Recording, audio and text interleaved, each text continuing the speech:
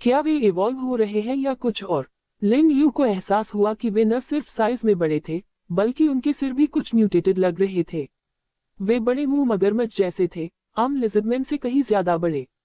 इसके अलावा जिस तरह से वे मरे वो काफी अजीब था। गर्दन में 3 चाकू। वाह! लिन यू को अब यकीन हो गया था कि यह ज़ियाओ लियूजी का ही काम था। इससे पहले उसने उसके शरीर पर एक फेंकने वाला चाकू लॉन्चर रखा था और ऐसा लग रहा था कि ज़ियाओ लियूजी ने इसे पहले ही एक टैक्टिकल तरीके के तौर पर अपना लिया था और 2 बड़े लिजर्डमैन को सफलतापूर्वक मार डाला था। कुल मिलाकर बुरा नहीं है। आपको 4 क्यूबिक मीटर स्टोरेज स्पेस मिला है। आपको 113 क्यूबिक मीटर स्टोरेज स्पेस मिला है। लिन यू, उसे अभी कितने क्यूबिक मीटर स्टोरेज स्पेस मिला? 113 cubic meter storage space. Lin Yu को तुरंत लगा कि उसने कुछ गलत सुना है। उसने फिर से उस लाश को देखा जिसने इतनी ज्यादा स्टोरेज स्पेस दी थी और अचानक उसे लगा कि उसने इस व्यक्ति का चेहरा पहले कहीं देखा है। बहुत जाना पहचाना। कौन है? लिन यू ने बहुत देर तक सोचा लेकिन कोई जवाब नहीं दे पाया, इसलिए उसने एक तस्वीर लेने का फैसला किया। सिस्टम के बिल्ट इन फोटो फंक्शन का इस्तेमाल करके लिन यू ने बड़े सिर का क्लोजअप लिया, लेकिन वह सिर के आसपास बैकग्राउंड में लाशों के ढेर को नहीं हटा सका। छोड़ो इसे, चलो इसे ऐसे ही छोड़ देते हैं। अगर कोई उसे पहचान ले तो बहुत अच्छा होगा। लिन यू ने वर्ल्ड चैनल पर फोटो पोस्ट करते हुए खुद से कहा। क्या कोई जानता है कि यह कौन है? Picture.jpg। इस पल जो सर्वाइवर्स पहले आपस में बातें कर रहे थे, वे अचानक स्क्रीन की दूसरी तरफ देखकर चौंक गए। क्या बकवास है? इस बार लिन यू ने किसका सिर काट दिया? आगे, रुको, सिर्फ सिर है। बॉडी कहाँ है? और उसके पीछे लाशों के ढेर का क्या? ये तो जंग का मैदान लग रहा है। रुको, मुझे लिजर्डमैन दिख रहे हैं। लिन यू ने लिजर्डमैन सर्वाइवर्स के साथ लड़ाई लड़ी थी, है ना? यह शायद लिजर्डमैन और सर्वाइवर्स के बीच लड़ाई रही होगी, लेकिन इस आदमी का चेहरा मुझे बहुत जाना पहचाना लग रहा है। ये कौन है? अंदाजा लगाना बंद करो, ये लेविक है। पिछली बार हमने उसके लिए स्काउट के तौर पर काम किया था। किस्मत से लिन यू बिना सोचे समझे नहीं मारता, वरना हम अब जिंदा नहीं होते। लेविक। लिन यू ने अचानक सिर की ओर देखा। लेविक, तो ये लेविक था, ये सच में वही था। लेविक, तो यह आदमी अभी भी जिंदा था। नहीं, क्या मुझे कहना चाहिए कि अविश्वसनीय रूप से अब तक जिंदा है। लिन यू ने वर्ल्ड चैनल की बातों पर ध्यान नहीं दिया, वह सिर्फ लेविक के सिर को घूरती रही और सोच में डूबी रही। लेविक, पिछली बार जब वह 500 लोगों को लाया था और उनसे अपने शेल्टर पर कब्जा करने की बड़ी बड़ी बातें कर रहा था, तो आखिर में वह उससे और बाई से बुरी तरह हार गया और फूट फूट कर रोया। आखिर में लेविक और बाकी हारे हुए सैनिक एंशियट सीक्रेट रेलम गेट में भाग गए और उसकी नजरों से ओझल हो गए और तब से फिर कभी नहीं दिखे। उस समय लिन यू ने सोचा कि लेविक अपने घबराए हुए साथियों के साथ सीक्रेट रेलम में मर गया होगा, लेकिन अब ऐसा लगता है कि वे उतनी आसानी से नहीं मरे जितना उसने सोचा था। इसके बजाय वे डटकर बच गए और एक लिजर्डमैन सेना को लीड किया, लेकिन यही ज़ियाओ लियूजी ने उनके सिर काट दिए। ऐसा नहीं है कि मैं हत्या नहीं करता, बस समय सही नहीं था। पिछली बार शेल्टर पर हमला करने के लिए 500 लोगों को लीड किया था, इस बार शेल्टर पर हमला करने के लिए हजारों लिजर्डमैन को लीड किया। पिछली बार फेल हुए, इस बार भी फेल हुए। फर्क ये है कि पिछली बार उसने अपने साथियों की लाशें छोड़ी थी, इस बार उसने अपनी लाश छोड़ी है। के अंतर, क्या यह इतना साफ नहीं लगता? 113 क्यूबिक मीटर, ये बूढ़ा आदमी सच में छिपा सकता है। रुको, 113 क्यूबिक मीटर। लिन यू को अचानक कुछ ख्याल आया। अंडरग्राउंड खंडहर सी जोन में क्या इतनी स्टोरेज स्पेस नहीं थी जिसे उठा लिया गया? क्या ऐसा हो सकता है कि जो रहस्यमयी व्यक्ति हर समय अंधेरे में छिपा रहा, वह असल में यही आदमी था? उन्होंने लेविक के स्टोरेज स्पेस में मौजूद अलग अलग सामान को देखा और अच्छी तरह से खोज की। पानी, ब्रेड, हाथ से बना क्रॉसबो, लॉनबो, तीर, diesel generator, shelter design map, wild camping tent, सीढ़ी, स्टील गन। बस इतना ही। जैसा सोचा था वैसा कुछ नहीं, कुछ ठीक नहीं है। यह इतना कम कैसे हो सकता है? ऑक्सीजन टैंक, खजाने के बक्सों से हर तरह की अच्छी चीजें। उम्मीद की गई चीजें कहाँ गईं?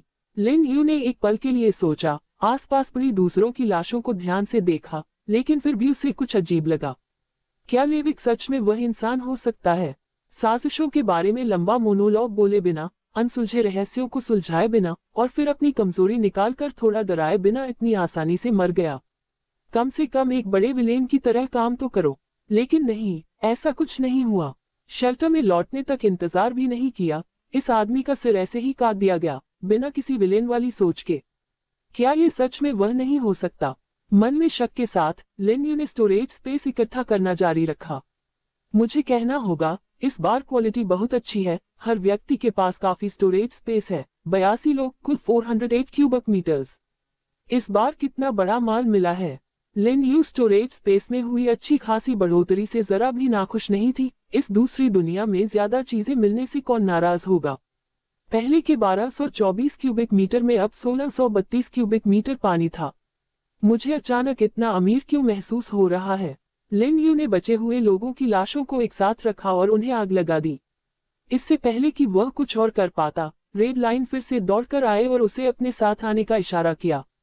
लिन यू ने पीछा किया और पाया कि ग्रीन हाउस के पास असल में 30 से ज्यादा लाशें थीं। लगता है अंडरग्राउंड खंडहरों में फसल काफी अच्छी है। लिन यू ने बार बार होने वाला मैकेनिकल काम शुरू किया, स्टोरेज स्पेस से लाइट स्पॉट्स इकट्ठा करना।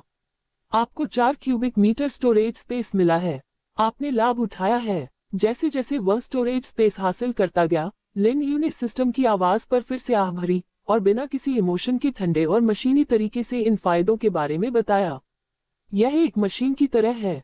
जब लिन यू 14वीं लाश के पास पहुंचा, तो उसने अचानक देखा कि अगली लाश पर उम्मीद के मुताबिक लाइट स्पॉट नहीं थे। क्या हो रहा है? क्या इसे अभी अभी लिया गया था? नहीं, ये जाना पहचाना नहीं लगता। जब उसने दूसरी लाशों से सारा स्टोरेज स्पेस ले लिया, तो उसने उस अकेली लाश की तरफ देखा जिसमें कुछ नहीं मिला और करीब से देखने के लिए नीचे झुका। और उन्होंने तुरंत ही इस समस्या को पहचान लिया। अभी भी जिंदा हो। इस समय उसने देखा कि इस लाश का सीना सच में धीरे धीरे ऊपर नीचे हो रहा था। शुरू में बहुत कमजोर था, लेकिन समय के साथ मजबूत होता जा रहा था। इसके अलावा लिन यू ने देखा कि उसके पेट से बहुत खून बह रहा था, लेकिन जब उसने खंजर से उसे काटा, तो पाया कि उस आदमी ने चेन आर्मर पहना हुआ था।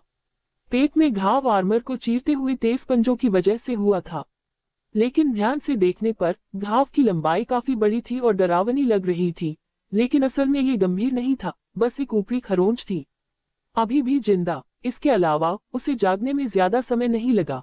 ऐसा लगता है कि या तो जियाओ मेंग या रेड लाइन ने इन दुश्मनों से मुठभेड़ के दौरान उन पर हमला किया था और बिना ध्यान से जांच किए उन्हें यहाँ वापस ले आए। तो आगे क्या किया जाना चाहिए? गोली मारकर उसे खत्म कर दो। ये काफी आसान है, लेकिन क्या होगा अगर उन्होंने उसे अपने पास रख लिया और उसे कुछ खुफिया जानकारी बताने के लिए मजबूर किया? अगर सही जानकारी हो तो बहुत अच्छा होगा, नहीं तो तेज ब्लेड ही काफी होगा। लिन यू ने इस आदमी को देखा, जिसका चेहरा भी सबकॉन्टिनेंटल जैसा था। एक पल के लिए सोचा और तुरंत फैसला ले लिया। उसने सबसे पहले अपने पास किसी के कपड़ों से कपड़े का एक टुकड़ा फाड़ा, उसे मोटा लपेटा और उस व्यक्ति की आंखों पर बांध दिया। फिर उसने उसे कसकर बांधने के लिए एक मजबूत रस्सी का इस्तेमाल किया। इसके बाद उन्होंने शियाओ मेंग को बुलाया। क्या तुम ही वापस लाए थे? गावू, जियाओ मेंग ने सिर हिलाया, लेकिन जब उसने देखा कि यह तथाकथित लाश धीरे धीरे सांस ले रही है, तो उसकी आंखें चौड़ी हो गईं। उसने जल्दी से हाथ हिलाया और फिर अपना सिर नीचे कर लिया। कोई बात नहीं, अगली बार एक बार और चेक कर लेना। इस आदमी को अलॉय शेल्टर ले जाने में मेरी मदद करना और जब वह जाग जाए तो उससे पूछताछ करना। जियाओ मेंग को ऑर्डर मिला। वो तुरंत गलती सुधारना चाहती थी। उसने उस आदमी को सीधे अंडरग्राउंड अलॉय शेल्टर में ले जाकर गले लगाया। एंट्रांस पर पहुंचकर लिटिल आइस लिजर्ड्स को बुलाया और उन्हें उसे थोड़ा थोड़ा करके नीचे ले जाने को कहा। लिन यू ने करीब से पीछा किया, ग्राउंड लेवल एंट्रांस बंद किया, मेन शेल्टर में घुसा और उसे अंदर से लॉक कर दिया। आप लोगों की जिम्मेदारी है कि आप उसकी रखवाली करें। अगर वह जाग जाए या कोई अचानक हरकत करे तो मुझे तुरंत बताएं। लिन यू ने रेड लाइन और कई लिटिल आइस लिजर्ड्स को कमांड किया, जो काम की डिटेल देते हुए दौड़कर आए थे। उन्होंने बार बार सिर हिलाया और बात मानकर दरवाजे पर बैठ गए। वह कब जागेगा? अपना समय लो, कोई जल्दी नहीं है। अगर अंदर से यह आदमी इस सिचुएशन से भागने में कामयाब भी हो जाता है और स्टोरेज स्पेस से कुछ निकाल लेता है, तो भी लिन यू को कोई दिक्कत नहीं होगी। ये चट्टान जैसा मजबूत अलॉय शेल्टर और बाहर ये छोटी बर्फ की छिपकलियां उसके अलावा दूसरी दुनिया के किसी भी सर्वाइवर को रोक सकती हैं। अभी ऐसा लगा कि इसमें 194 क्यूबिक मीटर की बढ़ोतरी हुई है, तो अब यह 1826 क्यूबिक मीटर है। स्टोरेज स्पेस और ज्यादा बढ़ रहा है, जो बेलगर के माइन पिट में पत्थर इकट्ठा करने के लिए एकदम सही है। अभी तक खत्म नहीं हुआ है। बाय। थोड़ी देर के लिए इस जगह की रखवाली करो, मैं जल्द ही वापस आऊंगा। लिन यू ने टैक्टिकल गाड़ी को मेन शेल्टर की रेंज से बाहर निकाला और लिजर्डमैन की लाशों के ढेर में एक बर्निंग एरो मारा। ऊंची ऊंची लपटें तुरंत भड़क उठी। एक पुरानी कहावत है, हालांकि मुझे पक्का नहीं पता कि इस बूढ़े आदमी को ये कहना चाहिए या नहीं। गहरे खोखले अंडरग्राउंड खंडहरों में एक अजीब सी आवाज वाली यह बुजुर्ग आवाज गलियारों में लगातार गूंज रही थी, जो काफी बुरी और चुभने वाली थी। आगे बढ़ो, ऐसा नहीं है कि मेरी कोई इज्जत बची है, तुम्हारी एक और लाइन से कोई फर्क नहीं पड़ेगा। उदास आवाज ने जवाब दिया, लेकिन उसमें जरा भी इमोशन नहीं था। होठों पर चमकदार लाल चमकती हुई धारें टिमटिमा रही थी और लगातार धुआं उठ रहा था। बूढ़े सर ने 2 बार जोर से हंसी तो निकाली, लेकिन उसके आसपास के किसी भी व्यक्ति ने हंसने की हिम्मत नहीं की। वे सब जानते थे कि अगर कोई हंसने की हिम्मत करेगा तो उस आदमी को उंगली भी नहीं उठानी पड़ेगी। ओल्ड सन उनके मुंह से उनकी आंतें बाहर निकाल सकता है। मुर्गियां चुराना फेल हो गया और चावल खो गए। हे। ओल्ड सन की आवाज पहले से ज्यादा तेज और चुभने वाली थी। वह हंसी और भी असहनीय थी। और अगली लाइन, उस आदमी का लहजा वैसा ही रहा। हाथ में एक खंजर आया जो लकड़ी के एक टुकड़े को काट रहा था। हाँ, इस बूढ़े आदमी को यह मत कहने दो, तुमने पहले ही अपना चाकू निकाल लिया है, मुझे मरने की कोई इच्छा नहीं है। ओल्ड सन ने कहा और अचानक 2 बार खांसा और फिर पूरी जगह में मौत जैसा सन्नाटा छा गया, जिससे उन दोनों को छोड़कर बाकी सभी को सांस लेने में मुश्किल महसूस हुई। काफी देर बाद उस व्यक्ति ने तीसरी सिगरेट जलाई, खंजर घुमाया, हाथ में जो लकड़ी का टुकड़ा था उससे एक तेज छोटी लकड़ी की तलवार बन गई थी। वह ओल्ड सन के पास गया और उसके हाथ में लकड़ी की छोटी तलवार रख दी। 3000 से ज्यादा बदबूदार छिपकली और 80 लोगों को फेंकना कोई बड़ी बात नहीं है। वे वैसे भी बेकार कचरा थे। वह आदमी कमरे के सबसे गहरे हिस्से में बनी बड़ी दीवार पर बनी पेंटिंग की तरफ देखने लगा। एक बार फेल होना कोई पूरी तरह से नुकसान नहीं था। कम से कम अब हमें लेनी और उस ड्रैगन की लड़ने की काबिलियत का पता है जब वे आसपास नहीं होते। बढ़िया कारीगरी, क्या तुमने ये पहले भी किया है? बूढ़े सर ने लकड़ी की छोटी तलवार ली और हाथ में लेकर उससे खेलने लगा, जैसे उसने सुना ही न हो कि दूसरे ने अभी क्या कहा था। उस बूढ़े आदमी से 10 साल तक बधाईगिरी सीखी, फिर मैंने काम छोड़ दिया और भाग गया, लेकिन मुझे इस तरह की चीजें बनाना सबसे ज्यादा आता है। हाँ, बुरा नहीं है।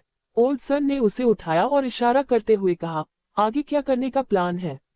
210 से ज्यादा लोग गए, सिर्फ 130 वापस आए और वो 2 नियॉन बच्चे भी बाहर निकल गए लगते हैं। इस बार हमारी ताकत बढ़ी नहीं बल्कि कम हुई। लोग मारे गए और रास्ते में जो मदद आ रही थी वह भी खत्म हो गई। क्या आपको लगता है कि आपके हाथ में जो चीजें हैं वे उन बदबूदार रेंगने वाले जानवरों को और कितनी बार आपकी बात मानने पर मजबूर कर पाएंगी? बूढ़ा सूरज खड़ा हो गया और उसने लकड़ी की छोटी तलवार उस व्यक्ति को वापस दे दी। उसकी पहले वाली मुस्कान गायब हो गई थी। उस व्यक्ति ने कोई जवाब नहीं दिया, नहीं उसने छोटी लकड़ी की तलवार ली, बल्कि वह सीधे बड़े म्यूरल के पास गया और कोने में पेंटिंग को देखने लगा। तस्वीर में एक पुरानी और डरावनी रस्म दिखाई गई थी। 2 पूर्णिमा को लिजर्डमैन की भीड़ के बीच एक बड़े प्लेटफॉर्म पर अजीब आकार के पत्थर रखे गए थे। अगले सीन में सभी अजीब पत्थर एक कॉलम में धंस गए थे और सभी लिजर्डमैन जमीन पर घुटनों के बल बैठ गए, उठने की हिम्मत नहीं कर रहे थे। फिर असंख्य उड़ने वाले राक्षस, जमीन से निकलते हुए राक्षस, सभी दिशाओं से आते हुए राक्षस प्रकट हुए। वे सब मिलकर प्लेटफॉर्म की तरफ दौड़े, लेकिन आखिर में लिजर्डमैन के साथ जमीन पर घुटने टेक दिए। यहाँ दृश्य अचानक रुक गया। मुझे अभी भी पता है कि दूसरी चीजें कहाँ हैं, इसलिए मैं मरूंगा नहीं। उस व्यक्ति के हाथ में अचानक एक बास्केटबॉल के साइज का ल्यूमिनस बल दिखाई दिया जिससे हरी चमक निकल रही थी। बाकी बचे हुए सैनिकों को कैसे पकड़ा जाए? मुझे लगता है कि इस बार के बाद बदबूदार छिपकलियों को कुछ और हजारों सैनिकों को उधार लेने में कोई दिक्कत नहीं होनी चाहिए, है ना? ... इस समय लिंडयूबर्ग झील से पत्थर का आखिरी टुकड़ा स्टोरेज स्पेस में डाल रहा था और उसे एक सिस्टम नोटिफिकेशन मिला। स्टोरेज स्पेस में बची हुई जगह सामान रखने के लिए काफी नहीं है। 1826 क्यूबिक मीटर बहुत ज्यादा होना चाहिए, लेकिन जब ज्यादा मात्रा में रिसोर्स इकट्ठा किए जाते हैं तो ये काफी नहीं लगता। पत्थर, लोहे के ब्लॉक और कोयला, ये सब बहुत सारे हैं। जो पहले वापस लाया गया था उससे दीवार बनाने में कोई दिक्कत नहीं होनी चाहिए। हो सकता है कि बहुत कुछ बच भी जाए। पहले ही 2 बार आगे पीछे हो चुका था। तीसरी बार स्टोरेज स्पेस भरने के बाद उसने एक बार फिर टैक्टिकल गाड़ी का इंजन स्टार्ट किया और डामर सड़क पर शेल्टर की ओर तेजी से बढ़ गया। ये सोचकर कि उस पर एक और लिजर्डमैन हमला हो सकता है, इस बार उसने बाकी सभी मशीन डॉग्स को मेन शेल्टर पर भेज दिया ताकि बाय और उसकी रखवाली कर रहे दूसरे लोगों की मदद कर सके। ज़ियाओ मिंग, ज़ियाओ लियूजी और रेड लाइन, साथ ही सभी लिटिल आइस लिजर्ड्स असल में पिछली लड़ाई में थक चुके थे। अगर सच में और लिजर्डमैन हमला करते तो लिन यू का मानना था कि उन्हें रोकने की उनकी काबिलियत बहुत कम हो जाएगी। और बाय ने भी कई उड़ानों में बहुत ज्यादा स्टेमिना खर्च कर दिया, शायद ज्यादा कुछ नहीं कर पाएगा। भले ही उनकी लड़ने की ताकत वाकई कमाल की है, सच कहा जाए तो हमले की एक और लहर का सामना करना वाकई मुश्किल होगा।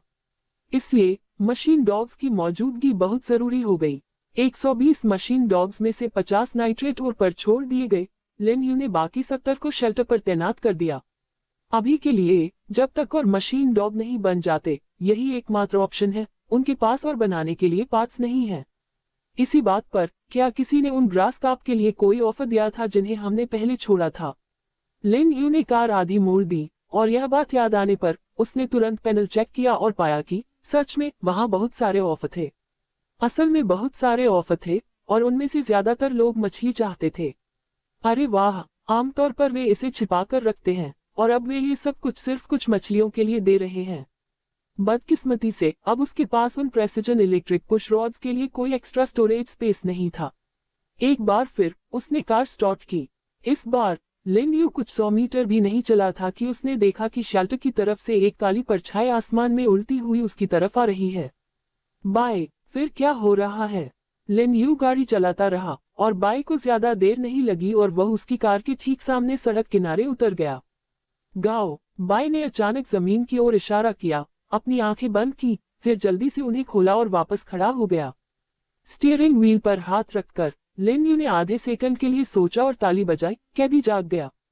गाओ, बाय ने बार बार सिर हिलाया, अपना मुंह खोला और गुर्राया, फिर अपने बड़े पंजे से लिन यू की ताली बजाने की नकल की। हाँ, ऐसा है, चलो फिर जल्दी चलते हैं। लिन यू ने एक बार फिर कार स्टार्ट की और पूरी स्पीड से शेल्टर की तरफ दौड़ी। कैदी सच में जाग गया, बिल्कुल सही समय पर, लेकिन उसे अब तक जाग जाना चाहिए था क्योंकि काफी समय हो गया था। जल्द ही कार शेल्टर पर पहुंच गई। लिन यू ने सबसे पहले सभी लोहे के ब्लॉक और कोयले को खुली जमीन पर उतारा, फिर वह दीवारें बनाने के लिए पहले से मापी गई जगह पर गया। हालांकि कैदी जाग गया था, लेकिन तुरंत पूछताछ की कोई जरूरत नहीं थी। बेहतर होगा कि पहले जरूरी मामलों को निपटाया जाए।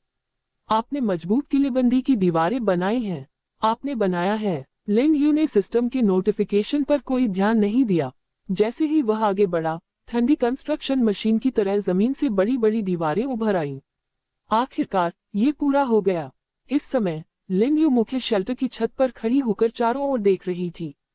शेल्टर के सेंटर से 250 मीटर की दूरी पर चारों ओर बड़ी बड़ी ग्रे दीवारें थीं, जो पूरे शेल्टर को घेरे हुए थीं। हर तरफ 500 मीटर तक फैला हुआ था, जिससे एक चौकोर आकार बना था जिसमें 250,000 स्क्वायर मीटर का बड़ा एरिया था। यह एरिया कितना बड़ा है? एक स्टैंडर्ड फुटबॉल मैदान 105 मीटर लंबा और 68 मीटर चौड़ा होता है, जिसका कुल एरिया 7,140 स्क्वायर मीटर होता है। शेल्टर के एरिया में 35 फुटबॉल के मैदान आ सकते हैं।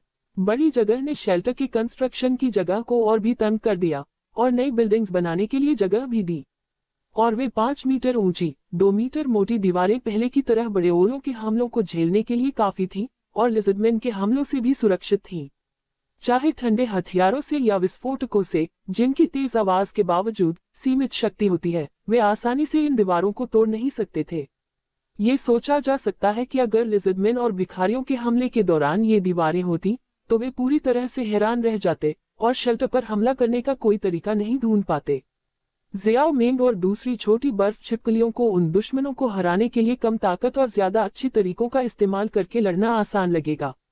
आखिरकार यह बन गया, चलो यहाँ कुछ medium electric guard machine gun platform लगाते हैं। जहां तक नंबर की बात है, हर दिशा में 10 यूनिट काफी होंगी, है ना? हाथ में काफी एलॉय होने के कारण लिन यू ने पूरी हिम्मत करके इस बात पर ध्यान दिया कि क्या असरदार और सही है। जल्द ही 40 medium electric guard machine gun platform को पावर सप्लाई से जोड़ा गया और दीवारों के साथ पूरी तरह से तैनात कर दिया गया। उनकी अटैक रेंज पूरी तरह से ओवरलैप हो रही थी। उनकी टाइट व्यवस्था ने बहुत घने क्रॉसफायर जोन भी बना दिए। यह अभी के लिए एक फॉलबैक स्ट्रैटेजी है क्योंकि बाय और ज़ियाओ मिंग मौजूद नहीं है। दीवार पर लगे मशीन गन प्लेटफॉर्म पास और दूर की दूरी को कवर करते हैं और रोबोट डॉग्स पास से लेकर बीच की दूरी तक के डिफेंस में मदद करते हैं।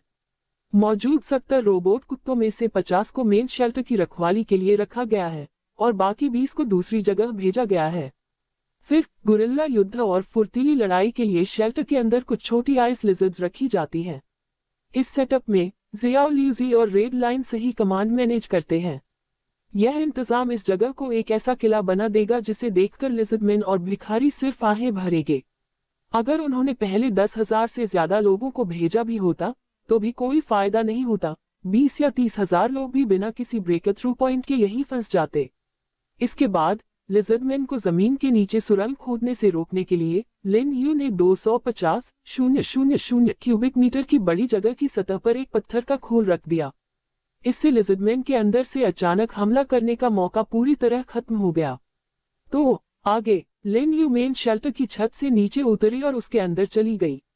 बाहरी सुरक्षा को सुरक्षित करने के बाद अब अंदर के जागे हुए इंसान से बात करने का समय है।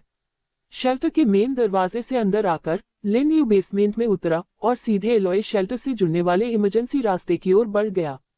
जैसे ही लिन यू आया, छोटी बर्फ की छिपकलियां दौड़ती हुई आईं, चहचहाती हुई, मानो उसे सावधान करने की कोशिश कर रही हूं। इसी बीच धीरे धीरे उसके कानों में एक धीमी सी धड़कन की आवाज आई और एक जंगली जानवर जैसी दहाड़। लिन यू दरवाजे तक गई और सच में अंदर से आ रही आवाज साफ हो गई और इतनी तेज थी कि एलॉय शेल्टर की अच्छी साउंड प्रूफिंग भी उसे रोक नहीं पाई। लेकिन क्या दहाड़ टैंक कंट्री की भाषा में थी? ये सब अलग अलग सी भाषाओं में था। हैरानी की बात है कि यह स्टैंडर्ड था। लगता है यह एक अच्छा फैसला था। अच्छी बात यह है कि यह किसी विदेशी भाषा में नहीं है, जैसे कि नियोन या किमची भाषा में, वरना बाद में पूछताछ करना मुश्किल होता। आवाजों से लगता है कि यह अभी भी बेकार के गुस्से के स्टेज में है और आजाद नहीं हुआ है। तो ठीक है, पहले इस आदमी को थोड़ी एनर्जी खर्च करने दो और फिर धीरे धीरे उससे निपटो। एलॉय शेल्टर की ताकत इतनी है कि अगर यह आदमी अंदर से आरपीजी रॉकेट भी निकाल ले तो भी वह उसे ब्लास्ट नहीं कर पाएगा। किसी भी पिछड़े ठंडे हथियार वगैरह का तो जिक्र ही नहीं।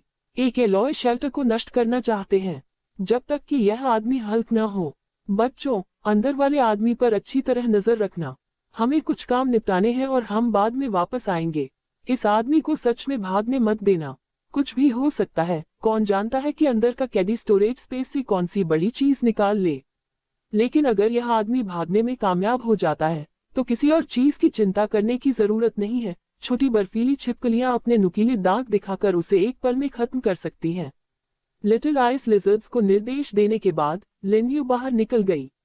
बाई कुछ देर से इंतजार कर रही थी और जियाओ मिंग भी पास में ही थी। ऐसा लग रहा था कि वह भी उसके साथ जाना चाहती है। जियाओ मिंग, हम शेल्टर की रखवाली के लिए अब भी तुम पर भरोसा करेंगे। हम कुछ समय के लिए दूर हो सकते हैं, इसलिए हम ये जगह तुम्हारे लिए छोड़ रहे हैं। जियाओ मिंग और दूसरी छोटी बर्फ की छिपकलियां एक बड़ी लड़ाई से गुजर चुकी थी और अभी भी थकी हुई थी, इसलिए उन्हें वहां जाने के लिए मजबूर करना बेकार होगा, क्योंकि वहां वैसे भी कोई लड़ाई नहीं होनी थी, इसलिए उनके पीछे जाने की कोई जरूरत नहीं थी। इसके अलावा शियाओ मिंग को ले जाने का मतलब होगा एक भारी ट्रक की जरूरत, और भारी ट्रक चलाने के लिए सड़क बनानी होगी। ऑल रिवर तक सड़क बनाने के लिए डामर का स्टॉक काफी नहीं है। हम सिर्फ पत्थर की खदानों से शुरू कर सकते हैं, लेकिन पत्थर अभी काफी कीमती चीज है और हमारे पास सप्लाई ज्यादा नहीं है। अगर हम उन्हें सिर्फ सड़क बनाने के लिए इस्तेमाल करते हैं तो दूसरी तरफ पहुंचने पर शहर की दीवारों के लिए काफी नहीं होगा और ये दिक्कत वाली बात होगी। लिन यू ने अलग अलग जरूरी एलॉय, पत्थर वगैरह इकट्ठा किए और स्टोरेज स्पेस को भर दिया। दूसरे काम निपटाने के बाद आखिरकार ऑयल रिवर की ओर जाने का समय आ गया। बाय, मेरे साथ घूमने चलो। कुछ है जो मुझे अभी भी परेशान कर रहा है। लिन यू शेल्टर से बाहर निकला और डामर सड़क के किनारों को देखा, जहां उसके ध्यान में आए बिना जंगली घास लगभग घुटने तक उगाई थी। उन्होंने इस रेगिस्तानी इलाके को लगभग पूरी तरह से ढक दिया था। सिर्फ कुछ पथरीली पहाड़ियों या छोटे पहाड़ों पर ही वे इस पीले हरे ऑयल पेंट से बचे हुए थे। वे फिर से बहुत बढ़ गए हैं। यह क्या बन सकता है? लिन यू को शक होने लगा कि आने वाली मुसीबत निश्चित रूप से इस बेतहाशा जंगली घास के बढ़ने से जुड़ी है। लेकिन क्या ये सिर्फ जंगली घास है? पहले यहाँ जो छोटा सा ग्रोव था वह बहुत पहले ही शहर की दीवारों से घिरा हुआ था, जिससे शेल्टर के अंदर कोई निशान भी नहीं बचा था। दूसरी जगहों के पेड़ों का क्या? रुको, अगर बहुत ज्यादा पेड़ पौधे होंगे तो क्या होगा? लिन यू को अचानक पौधों की संख्या बढ़ने से जुड़ी एक आपदा याद आ गई। रुको, अगर यह सच में हुआ तो? तभी पास की घास से अचानक एक काली परछाई उड़ी और डामर की सड़क पर जोर से गिरी। लिन यू को जल्दी ही एहसास हो गया कि यह एक बड़ी प्लेट जितना बड़ा भरिंग था। आपदाएं कई तरह की होती हैं। इन्हें इंसानों की बनाई आपदाओं और प्राकृतिक आपदाओं में बांटा जा सकता है। ये कहा जा सकता है कि मौसम, बायोलॉजिकल, एनवायरमेंटल और दूसरे फैक्टर्स से होने वाली आपदाओं ने पूरे इंसानी इतिहास में बहुत जरूरी भूमिका निभाई है, जिससे जान माल का नुकसान हुआ है। आपदाएं इंसान के विकास के पूरे समय साथ साथ रही हैं और इंसानों के लगातार मजबूत होते इतिहास को भी देखा है। बर्फबारी, भूकंप, एसिड रेन, बाढ़, तूफान, आंधी तूफान, बहुत ज्यादा गर्मी, आग के बवंडर, बड़े बड़े ओले, इंसानी इतिहास में अनगिनत बार अनुभव की गई ये मुसीबतें दूसरी दुनिया में भी होती रहती हैं। हालांकि अब तक मानवता ने कभी भी एक खास तरह की आपदा का अनुभव नहीं किया है, या यूं कहें कि इस तरह की आपदा बहुत पहले ही खत्म हो गई थी, इंसानों के जन्म से भी पहले। ऑक्सीजन से भरपूर युग, एक ऐसा समय जब ऑक्सीजन का कॉन्सेंट्रेशन आज की धरती पर हवा में ऑक्सीजन के अनुपात से कहीं ज्यादा था। लिन यू ने मन ही मन कहा, वह इस समय से अच्छी तरह परिचित था। वेदर स्टेशन पर काम करते समय उन्हें ऑफिस में बड़ी बुकशेल्फ पर रखी मौसम से जुड़ी अलग अलग किताबें आराम से देखने का मौका मिला। इस ऑक्सीजन से भरपूर युग के बारे में प्राचीन जलवायु और मौसम विज्ञान के बारे में एक किताब में बताया गया था। पृथ्वी का ऑक्सीजन से भरपूर युग डेवोनियन और पर्मियन काल के बीच हुआ, जहां ऑक्सीजन का कॉन्सेंट्रेशन 30% तक पहुंच गया था, जो अभी के 21% से काफी ज्यादा था। उस युग में पेड़ पौधे बहुत ज्यादा फले फूले और अनगिनत प्रजातियां पैदा हुईं। उन्हें ये बात इतनी अच्छी तरह याद है क्योंकि किताब में उस समय के बहुत सारे बड़े बड़े कीड़ों के चित्र थे, जिनसे लिन यू को बहुत दिलचस्पी हुई। लेकिन जब बाद में वह डेवोनियन या पर्मियन पीरियड के बारे में कुछ पढ़ने के लिए लाइब्रेरी गए, तो उन्हें पता चला कि बड़े कीड़े असल में ऑक्सीजन कॉन्सेंट्रेशन बढ़ने की वजह से नहीं पैदा हुए थे। पेड़ पौधों की भरमार ने धरती को हरियाली के समंदर में डुबो दिया था और पानी भी बहुत ज्यादा एल्गी से भरा हुआ था। पौधों ने बहुत ज्यादा ऑक्सीजन छोड़ी, जिससे एटमॉस्फेयर से कार्बन डाइऑक्साइड, एक ग्रीनहाउस गैस, निकाली गई, जिससे ग्लोबल कूलिंग हुई, जिससे न सिर्फ सुपर वोल्केनिक इरप्शन से होने वाला ग्रीनहाउस इफेक्ट पूरी तरह से उलट गया, बल्कि धरती आइस एज में भी चली गई। तापमान में बहुत ज्यादा अंतर की वजह से कई जीव जंतु खुद को ढाल नहीं पाए और बड़ी संख्या में मर गए, जिससे डेवोनियन काल के आखिर में विलुप्त होने की घटना हुई। पहले उसने कभी नहीं सोचा था कि पौधे कोई मुसीबत खड़ी कर सकते हैं। अगर उसने गलती से उस बड़े कीड़े को बाहर कूदते हुए नहीं देखा होता, तो शायद वह सच में इस बारे में भूल गया होता। हो सकता है कि अब कोई बड़े कीड़े न हों, लेकिन ऑक्सीजन वाले जमाने का आखिरी नतीजा, बहुत ज्यादा ठंड, शायद ज्यादा दूर नहीं है। हालांकि धरती पर यह बहुत लंबा समय है, लेकिन इस दूसरी दुनिया में जहां कुछ भी हो सकता है, ऐसी घटनाएं अचानक भी हो सकती हैं। पिछली बहुत ज्यादा गर्मी की आपदा की तरह किसने सोचा होगा कि पहले आरामदायक, सुहावना मौसम जो लगभग 20 से 30 डिग्री था, अचानक 60 डिग्री तक बढ़ जाएगा। ऐसी घटनाएं पृथ्वी पर तो बिल्कुल नहीं होंगी, फिर भी वे इस दूसरी दुनिया में बहुत आसानी से हो जाती हैं। लिन यू को लगा कि यह आने वाली मुसीबत निश्चित रूप से आसान नहीं होगी। पौधों की तेजी से बढ़ोतरी से सिर्फ ठंडक की समस्या ही नहीं आई, बढ़ती हुई ऊंची और घनी हरियाली ने उन अनजान कीड़ों को छिपने का मौका भी दिया, और उन अलग अलग म्यूटेटेड जीवों से निपटना बहुत मुश्किल हो गया जो खाना दे सकते हैं। बचे हुए लोगों ने उन खतरनाक म्यूटेटेड जीवों के खिलाफ धारदार हथियारों का इस्तेमाल करके मुश्किल से अपना रुख बदला था, लेकिन पौधों की तेजी से बढ़ोतरी के कारण वे वापस पहले जैसी हालत में आ सकते हैं। इस बीच खाने का मुख्य सोर्स होने के कारण म्यूटेटेड जीवों को पकड़ना मुश्किल हो रहा है, जिससे अचानक अकाल पड़ सकता है। इतना ही नहीं, बल्कि बहुत ज्यादा ऊंची जंगली घास छिपकली और भिखारियों के छिपने की एकदम सही जगह बन जाएगी, जिससे वे घात लगाकर हमला कर सकेंगे और बचे हुए लोगों पर हमला कर सकेंगे। लिन यू ने जितना ज्यादा इसके बारे में सोचा, उतना ही उसे लगा कि आने वाला घटनाक्रम वाकई बहुत डरावना होगा। सिर्फ एक दिन में जंगली घास घुटनों तक बढ़ गई, भविष्य का क्या होगा? अगर यह सच में वैसा ही होता है जैसा उसने सोचा था, तो सच में इसके बाद आने वाली ट्रिपल मुसीबत बचे हुए लोगों की पूरी दुनिया को डरावनी हालत में डाल सकती है। बहुत घातक। लिन यू ने अपना सिर हिलाया। ट्रिपल डिजास्टर, अगर इसे डिजास्टर माना जा सकता है, तो अभी भी दो और हैं जो बचे हुए लोगों को पार करने का इंतजार कर रहे हैं। ये निश्चित रूप से कोई आसान मामला नहीं है। इस बार अगर कोई सही तरीका नहीं निकाला गया तो शायद ये बहुत अच्छा होगा अगर बाकी 20 अरब आबादी में से आधी को बचाया जा सके। गाह वो इस समय बाई को समझ नहीं आ रहा था कि उसका मालिक क्या सोच रहा है।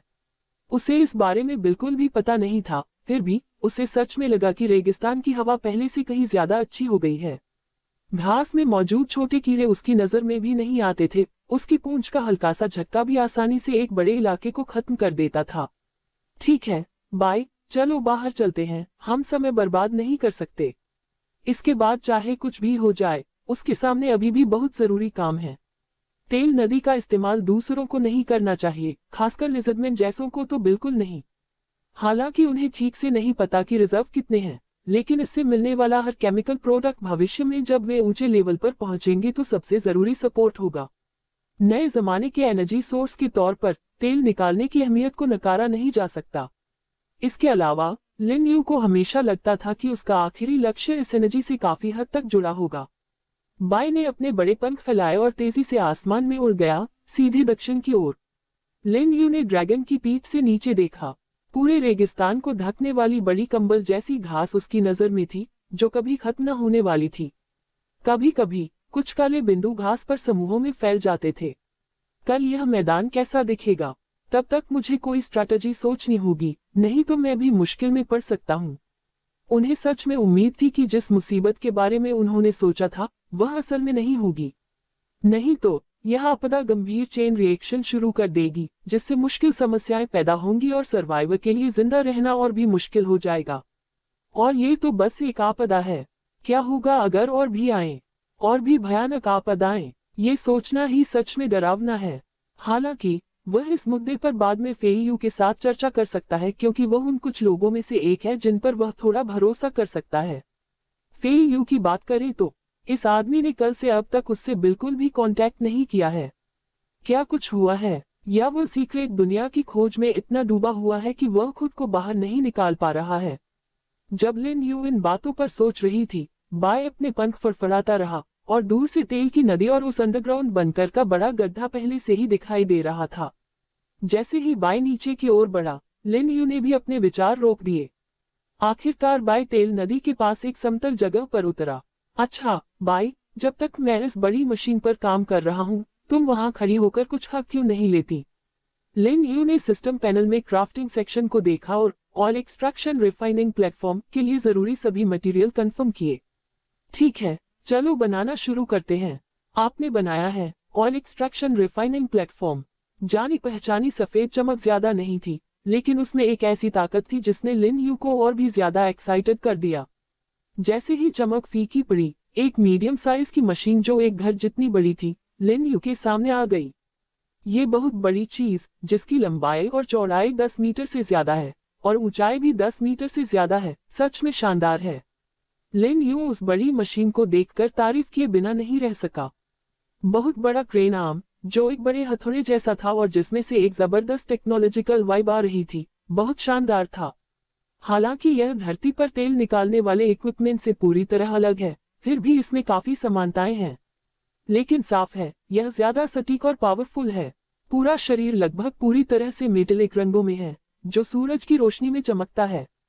कई मुश्किल लेकिन सही तरीके से पाइपलाइनें कसकर लगी हुई हैं और दूसरी तरफ एक बड़ा स्टोरेज टैंक है। असल में इसे सीधे तेल नदी के आउटलेट पर लगाया जा सकता है, लेकिन इसे नॉर्मल तरीके से चलाने के लिए एक अलग पावर यूनिट बनाना जरूरी लगता है। लिन यू ने इस बड़े डिवाइस से थोड़ी दूर पर मीडियम साइज का फोटोवोल्टिक पावर एरे लगाया। इसी बीच सिस्टम ने एक और नोटिफिकेशन साउंड दिया। ऑयल एक्सट्रैक्शन रिफाइनिंग प्लेटफॉर्म और मीडियम साइज के फोटोवोल्टिक पावर एरे का पता चला है, डॉकिंग के साथ आगे बढ़ें। ये बिल्कुल जरूरी है। लिन यू ने मन ही मन मजाक उड़ाया। शुक्र है कि वह इतने अच्छे कनेक्शन के लिए सिस्टम का इस्तेमाल कर सका, नहीं तो उसे यह पता लगाना पड़ता कि इन दोनों चीजों को कैसे जोड़ा जाए। इतने डिटेल्ड और बड़े इक्विपमेंट के साथ उसे काफी मेहनत और समय लगाना पड़ सकता है और वह फेल भी हो सकता है। ये सिस्टम वाकई सुविधाजनक है। लिन यू के कंफर्म करने के बाद कई मोटी केबलों ने दोनों को सफलतापूर्वक जोड़ दिया। तेल निकालने वाले रिफाइनिंग प्लेटफॉर्म और मीडियम साइज के फोटोवोल्टिक पावर एरे को सफलतापूर्वक डॉक किया गया। एरे अभी चार्ज हो रहा है बिजली 1% है और लगातार चार्ज हो रहा है। क्या सिस्टम में पहले भी ऐसी इंटेलिजेंस थी? चार्जिंग नोटिफिकेशन के साथ। हालांकि क्योंकि इसे कम समय में एक्टिवेट नहीं किया जा सकता, इसलिए इस समय का इस्तेमाल कुछ और करने में करना सही है, जैसे शहर की दीवारें और डूम्सडे बनकर बनाना। बाय, मुझे कुछ चक्कर ऊपर ले चलो। मैं देखना चाहता हूं कि शहर की दीवारें कितनी चौड़ी होनी चाहिए। फिर से आसमान में उड़ते हुए लिन यू ने ध्यान से आसपास देखा। स्टोरेज स्पेस में पत्थरों के भंडार का मोटा मोटा हिसाब लगाने के बाद उसने एक फैसला किया। बाय फिर से तेल निकालने वाले रिफाइनिंग प्लेटफॉर्म के पास बैठ गया और लिन यू ने तुरंत नापने के लिए मापने वाला टेप निकाल लिया। थोड़ी ही देर में वह इस प्लेटफॉर्म से 50 मीटर दक्षिण की ओर रुका और वहां एक पॉइंट बनाया। जैसे मॉडल से लॉकी निकालता है, उसने जल्दी से 4 पॉइंट बनाए। फिर पिछली बार की तरह जब शहर की दीवारें बना रहे थे, तो उन्होंने तेजी से चारों पॉइंट्स को बराबर दूरी पर एक्सटेंशन लाइनों के साथ जोड़ दिया, जिससे शहर की दीवार बनाने का काम शुरू हो गया। आपने शहर की दीवारें मजबूत बनाए हैं। एक बार जब पहली शहर की दीवार पूरी हो गई, तो उसके बाद का समय बोरिंग हो गया। उसे बस दीवारें बनाने के लिए लगातार अपनी जगह बदलनी और क्लिक करना था। जल्द ही तेल निकालने वाले रिफाइनिंग प्लेटफॉर्म के चारों ओर हर तरफ 100 मीटर लंबी मजबूत शहर की दीवारें बना दी गईं। शहर की दीवार का कंस्ट्रक्शन पूरा होने के बाद अगला कदम medium electric guard machine gun platform बनाना था। Medium electric guard machine gun platform की शूटिंग रेंज 5 से 200 मीटर तक है, जिसमें हॉरिजॉन्टल डिजाइन रेंज 180 डिग्री है। असल में इसे बस शहर की दीवार के हर कोने पर सेटअप करने की जरूरत है। लिन यू के पास काफी एलॉय था।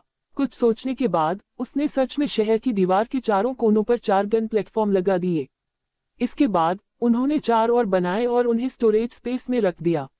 शहर की दीवार के सबसे ऊपर 2 तोपों के प्लेटफॉर्म के बीच सेंटर के पास पहुंचकर उसने पत्थरों का इस्तेमाल करके लगभग 30 डिग्री के झुकाव वाला एक उल्टा प्लेटफॉर्म बनाया और फिर उस पर तोपों का प्लेटफॉर्म रख दिया। गन प्लेटफॉर्म को फिर से देखने पर इस समय दोनों मशीन गन पहले से ही आसमान की ओर झुकी हुई थी। ये डिफेंस के लिए एक आइडिया था जो लिन यू ने अभी अभी सोचा था। इस दूसरी दुनिया में म्यूटेंट जीव सिर्फ जमीन से हमला नहीं करते। पहले ईगल विंग्ड इंसेक्ट नाम के जीव और थ्री-आइड आउल नाम का राक्षसी पक्षी जो कभी कभी रात में मिलते थे, ये सभी उड़ने वाले म्यूटेंट जीव थे। इसके अलावा सीक्रेट रेल में स्टॉर्म फ्लाइंग लिजर्ड्स भी हैं। अगर किसी तरह लिजर्डमैन उन स्टॉर्म फ्लाइंग लिजर्ड्स को दूसरी दुनिया में लाने का तरीका ढूंढ लेते हैं, तो ये medium electric guard machine gun platform उस समय अपना काम करेंगे। उन सभी को पावर सप्लाई से कनेक्ट करने के बाद लिन यू ने अपनी बाय, शियाओमिंग और लिटिल आइस लिजर्ड की जानकारी भी उनमें रजिस्टर कर ली। उन्होंने तुरंत स्टॉट लैंप जला दिए, किसी भी अनजान दुश्मन पर हमला करने के लिए तैयार। लेकिन ये डिफेंसिव ताकत अभी भी काफी नहीं लगती। लिन यू ने बचे हुए पत्थर के सामान को देखा, जिसका इस्तेमाल अभी भी कई कामों के लिए किया जा सकता था। ऑयल एक्सट्रैक्शन और रिफाइनिंग प्लेटफॉर्म और मीडियम फोटोवोल्टिक पावर एरे के साथ सफलतापूर्वक इंटरफेस हो गया है। Medium photovoltaic power array charge हो रहा है। अभी पावर लेवल 23% है। चार्जिंग जारी है। ऑयल एक्सट्रैक्शन और रिफाइनिंग प्लेटफॉर्म शुरू हो सकता है। अभी शुरू करें। इसी समय सिस्टम ने अचानक एक प्रॉम्प्ट जारी किया। ओह, क्या इसे अभी शुरू किया जा सकता है? इसे तुरंत शुरू करें। तुरंत एक दहाड़ सुनाई दी और जमीन कांपने लगी। इसके साथ ही निकालने के लिए इस्तेमाल किया गया पेंडुलम, जो एक बड़े हथौड़े जैसा दिखता था, पावर ड्राइव के तहत तेजी से काम करता था। इस समय लिन यू को अचानक पता चला कि तेल की नदी, जो पहले बाहर बह रही थी, धीरे धीरे पीछे हटने लगी थी और थोड़ी देर बाद ये लगभग 1/4 तक सिकुड़ गई। तेल निकालने और रिफाइनिंग प्लेटफॉर्म सफलतापूर्वक शुरू हो गया है। ऑयल एक्सट्रैक्शन प्लेटफॉर्म रोजाना ये बना सकता है 200 unit gasoline, 100 unit kerosene, 150 unit diesel, 200 unit asphalt, 50 unit fuel oil, 30 unit lubricating oil, 50 unit paraffin, 50 unit solvent gasoline. ओह वाह, काफी कुशल लगता है। लेकिन एक यूनिट कितनी है? उत्पादन की एक इकाई 10 लीटर किलोग्राम के बराबर होती है। ये काफी अच्छा लगता है, लेकिन सवाल यह उठता है कि क्या कुछ स्टोरेज इक्विपमेंट अभी से बनने शुरू हो जाने चाहिए। सारा प्रोडक्शन लोहे के बैरल में स्टोर किया जाएगा। कृपया रॉ मटेरियल इनटेक में आयरन ब्लॉक की उतनी ही मात्रा डालें। अगर आयरन ब्लॉक का स्टोरेज काफी नहीं है, तो तेल निकालने और रिफाइनिंग प्लेटफॉर्म काम नहीं करेगा। हे भगवान, सिस्टम इतना उत्साहित क्यों है? ऐसा लगता है कि पहले दूसरी चीजों को देखते समय इतने सारे एक्सप्लेनेशन नहीं थे। इस बार ये सचमुच कुछ अजीब लग रहा है। तथापि जब यह आ गया है तो इसका पूरा फायदा उठाओ, चाहे जो हो। इस बार हम तेल जैसी बहुत जरूरी चीजें पा सकते हैं। तब ऐसा लगता है कि भविष्य में कुछ हद तक आत्मनिर्भरता हासिल की जा सकती है। इस समय लिन यू की भावनाएं बढ़ने लगी। तेल की अहमियत साफ है। अब इस कीमती चीज को पाने के साथ वह कई मामलों में एक ऊंचे लेवल पर भी पहुंच जाएगा। इस तरह पूरी दूसरी दुनिया में सबसे ऊपर अपनी मौजूदगी बनाए रखना। सेल्फ सफिशिएंट, दूसरों पर बिल्कुल भी डिपेंड नहीं, और फिर भी दूसरों के साथ बिना इस्तेमाल हुए रिसोर्स को ज्यादा जरूरी चीजों के बदले में ट्रेड कर सकता हूँ। ऐसा लगता है कुछ मामलों में मुझे सब कुछ पर्सनली हैंडल करने की जरूरत नहीं है। लिन यू को लगा कि इस समय वह एक नए फेज में आ गया है, और इस फेज में वह उन चीजों को ज्यादा समय दे पाएगा जो वह सच में करना चाहता था। असल में आर्म्ड फोर्सेस में अभी भी थोड़ी कमी है। Medium electric guard machine gun platform से निकलने वाली दहाड़ने की आवाज सुनकर लिन यू ने देखा कि दर्जनों म्यूटेंट जीव, जिन्हें पहले डोर्सडा के नाम से जाना जाता था, पूरी तरह से लाशों के एक टावर में बदल गए थे। कुछ लोग जो बुरी तरह घायल थे लेकिन मरे नहीं थे, वे बस खुद को घसीटते हुए ऊपर आए थे और फिर गोलियों से तुरंत चकनाचूर हो गए। बुरा नहीं है, लेकिन सच में इससे काफी गोला बारूद बर्बाद होता है। लिन यू उस गन प्लेटफॉर्म के पास गया जिसने अभी अभी म्यूटेंट जीवों पर हमला किया था। उसकी बैरल अब बहुत गर्म थी। उन्होंने चलाई गई गोलियों की संख्या की जांच की। असल में 20 से ज्यादा ऐसे म्यूटेंट जीवों से निपटने के लिए 123 राउंड कुछ ज्यादा है। दूसरी तरफ मुड़ते हुए 82 राउंड। क्रॉसफायर वेब सच में बहुत मजेदार था, सुनने और देखने दोनों में बहुत मजा आया। लेकिन गोलियों से दुश्मनों को मारने की क्षमता काफी खराब थी। Medium electric guard machine gun platform में कमियां थी, यहां तक कहा जा सकता है कि इसमें बहुत सारी कमियां थीं। लगातार फायरिंग के दौरान गोलियों की शूटिंग की सटीकता की गारंटी नहीं दी जा सकती थी, और अभी खर्च हुए एमो की मात्रा इसे साबित करती है। इसके अलावा बुलेट की पेनिट्रेशन पावर काफी लिमिटेड होती है। जब किसी मुश्किल चीज का सामना करना पड़ता है तो ये दुश्मन को गिराने के लिए सिर्फ बुलेट्स जमा करने पर ही डिपेंड कर सकती है। एक और सबसे खतरनाक बात है एमो स्टोरेज। अभी एमो स्टोरेज में करीब 3 से 4 हजार गोलियां आ सकती हैं, और हाल के हमले में एक बार में 100 से ज्यादा गोलियां खर्च हो गईं। अगर एक दिन में ऐसे 10 हमले होते तो एमो को हर 3 दिन में फिर से भरना पड़ता। ये दुश्मनों की कम संख्या के हालात में है। अगर 10,000 से ज्यादा लिजर्डमैन ह्यूमन वेव स्ट्रेटजी का इस्तेमाल करके हमला करने के लिए लाइन में लग जाएं। In medium electric guard machine gun platform की गोलियां जल्दी खत्म हो जाती थीं। सामने वाले लिजर्डमैन को मारने के बाद ये शांत हो जाते थे और पूरी तरह से सिर्फ सजावट का सामान बन जाते थे। एमो स्टोरेज को अपग्रेड किया जा सकता है, लेकिन इसका नुकसान यह है कि गोलियां बनाने के लिए एमो स्टोरेज को फिर से भरने के लिए नाइट्रोसेल्यूलोज की जरूरत होती है। और नाइट्रोसेल्यूलोज अब सच में ज्यादा कुछ नहीं बचा है, सच में ज्यादा कुछ नहीं। ऐसा लगता है कि नाइट्रोसेल्यूलोज अभी सिर्फ जिंक लिंकफेग ही देता है, और यह जिंक लिंकफेग शायद वही है जिसका जिक्र पहली पीढ़ी के सर्वाइवर ने किया था। आखिरकार कई चीजें आसानी से एक जैसी हो जाती है, तर्क समझ में आता है, असल में कोई गलती नहीं होती। लेकिन यह जिंक लिंकफेग ही है जो दुनिया भर में नाइट्रोसेल्यूलोज सप्लाई करने में सक्षम लगता है। इस आदमी को पक्का नहीं पता कि मैंने कुछ समझ लिया है, लेकिन फिर भी ट्रेडिंग अभी भी जरूरी है। लिन यू शहर की दीवार पर खड़ी हुई, सिस्टम पैनल खोला और सबसे पहले वर्ल्ड ट्रेडिंग चैनल को देखा। पहले उन्होंने मशीन डॉग्स के लिए जरूरी प्रिसिजन इलेक्ट्रिक पुश रॉड्स के बदले सब्जियां, ग्रास काप मछली रखी थी। कुछ समय बीत गया था, पता नहीं बोलियां कैसे आ गईं। लेकिन उसे पता नहीं था और चेक करने पर वह चौंक गया। बहुत से लोगों में यह बात होती है ना? वह आह भरने से खुद को रोक नहीं सका। ये कहने की जरूरत नहीं है कि सब्जियां और ग्रास काप काफी पॉपुलर हैं। इस दूसरी दुनिया में सब्जियां खाने वाले लोग काफी कम हैं। आपको precision electric push rod X109 मिल गया है। जैसे ही स्टोरेज स्पेस में ग्रास काप और सब्जियां गायब हुई, उनके स्टोरेज स्पेस में 109 मशीन डॉग बनाने के लिए काफी जरूरी सामान आ गया। हाँ, वैसे तो मुझे बहुत उम्मीद थी, लेकिन इस बार जो सामान मैं लाया हूँ वह सिर्फ 40 मशीन डॉग्स के लिए ही काफी है। लिन यू को लगा कि यह कुछ हद तक एक अच्छी समस्या है। ये चीज, मशीन डॉग्स, उसका मानना था कि इस दूसरी दुनिया में सर्वाइवर्स में कोई दूसरा इंसान नहीं होना चाहिए जिसके पास ये हो, लेकिन अब वह जिस लेवल पर पहुंच गया था वह 120 तक पहुंच गया था। अब जल्द ही 40 और मशीन डॉग बनाए जाएंगे। लिन यू ने सोचा कि यह लहर पहले से ही ठोस थी। अगर हो सके तो इन 160 मशीन डॉग्स को वह दुनिया के किसी भी रिफ्यूजी विलेज पर सीधे हमला करने के लिए चला सकता है और 1 घंटे के अंदर सभी को खत्म कर सकता है। हालांकि वह असल में ऐसा नहीं करना चाहता। आखिरकार इसका कोई मतलब नहीं है जब तक वे उसे उकसाने न आए, नहीं तो परेशानी से बचने वाला लिन यू जरूर इन मशीन डॉग्स को पहरेदारी और बचाव के लिए मुख्य ताकतों में से एक के तौर पर इस्तेमाल करेगा। बेशक वह उन्हें छिपकली और भिखारियों के खिलाफ लड़ाई में भी इस्तेमाल करेगा और काफी एक्टिवली। स्टोरेज स्पेस पर एक नजर डालते हुए लिन यू ने जिंगलिंग फैंग के साथ फिर से डायलॉग बॉक्स खोला। जिंगलिंग फैंग, मुझे यहाँ नाइट्रोसेल्यूलोज चाहिए, आपके पास कितना है?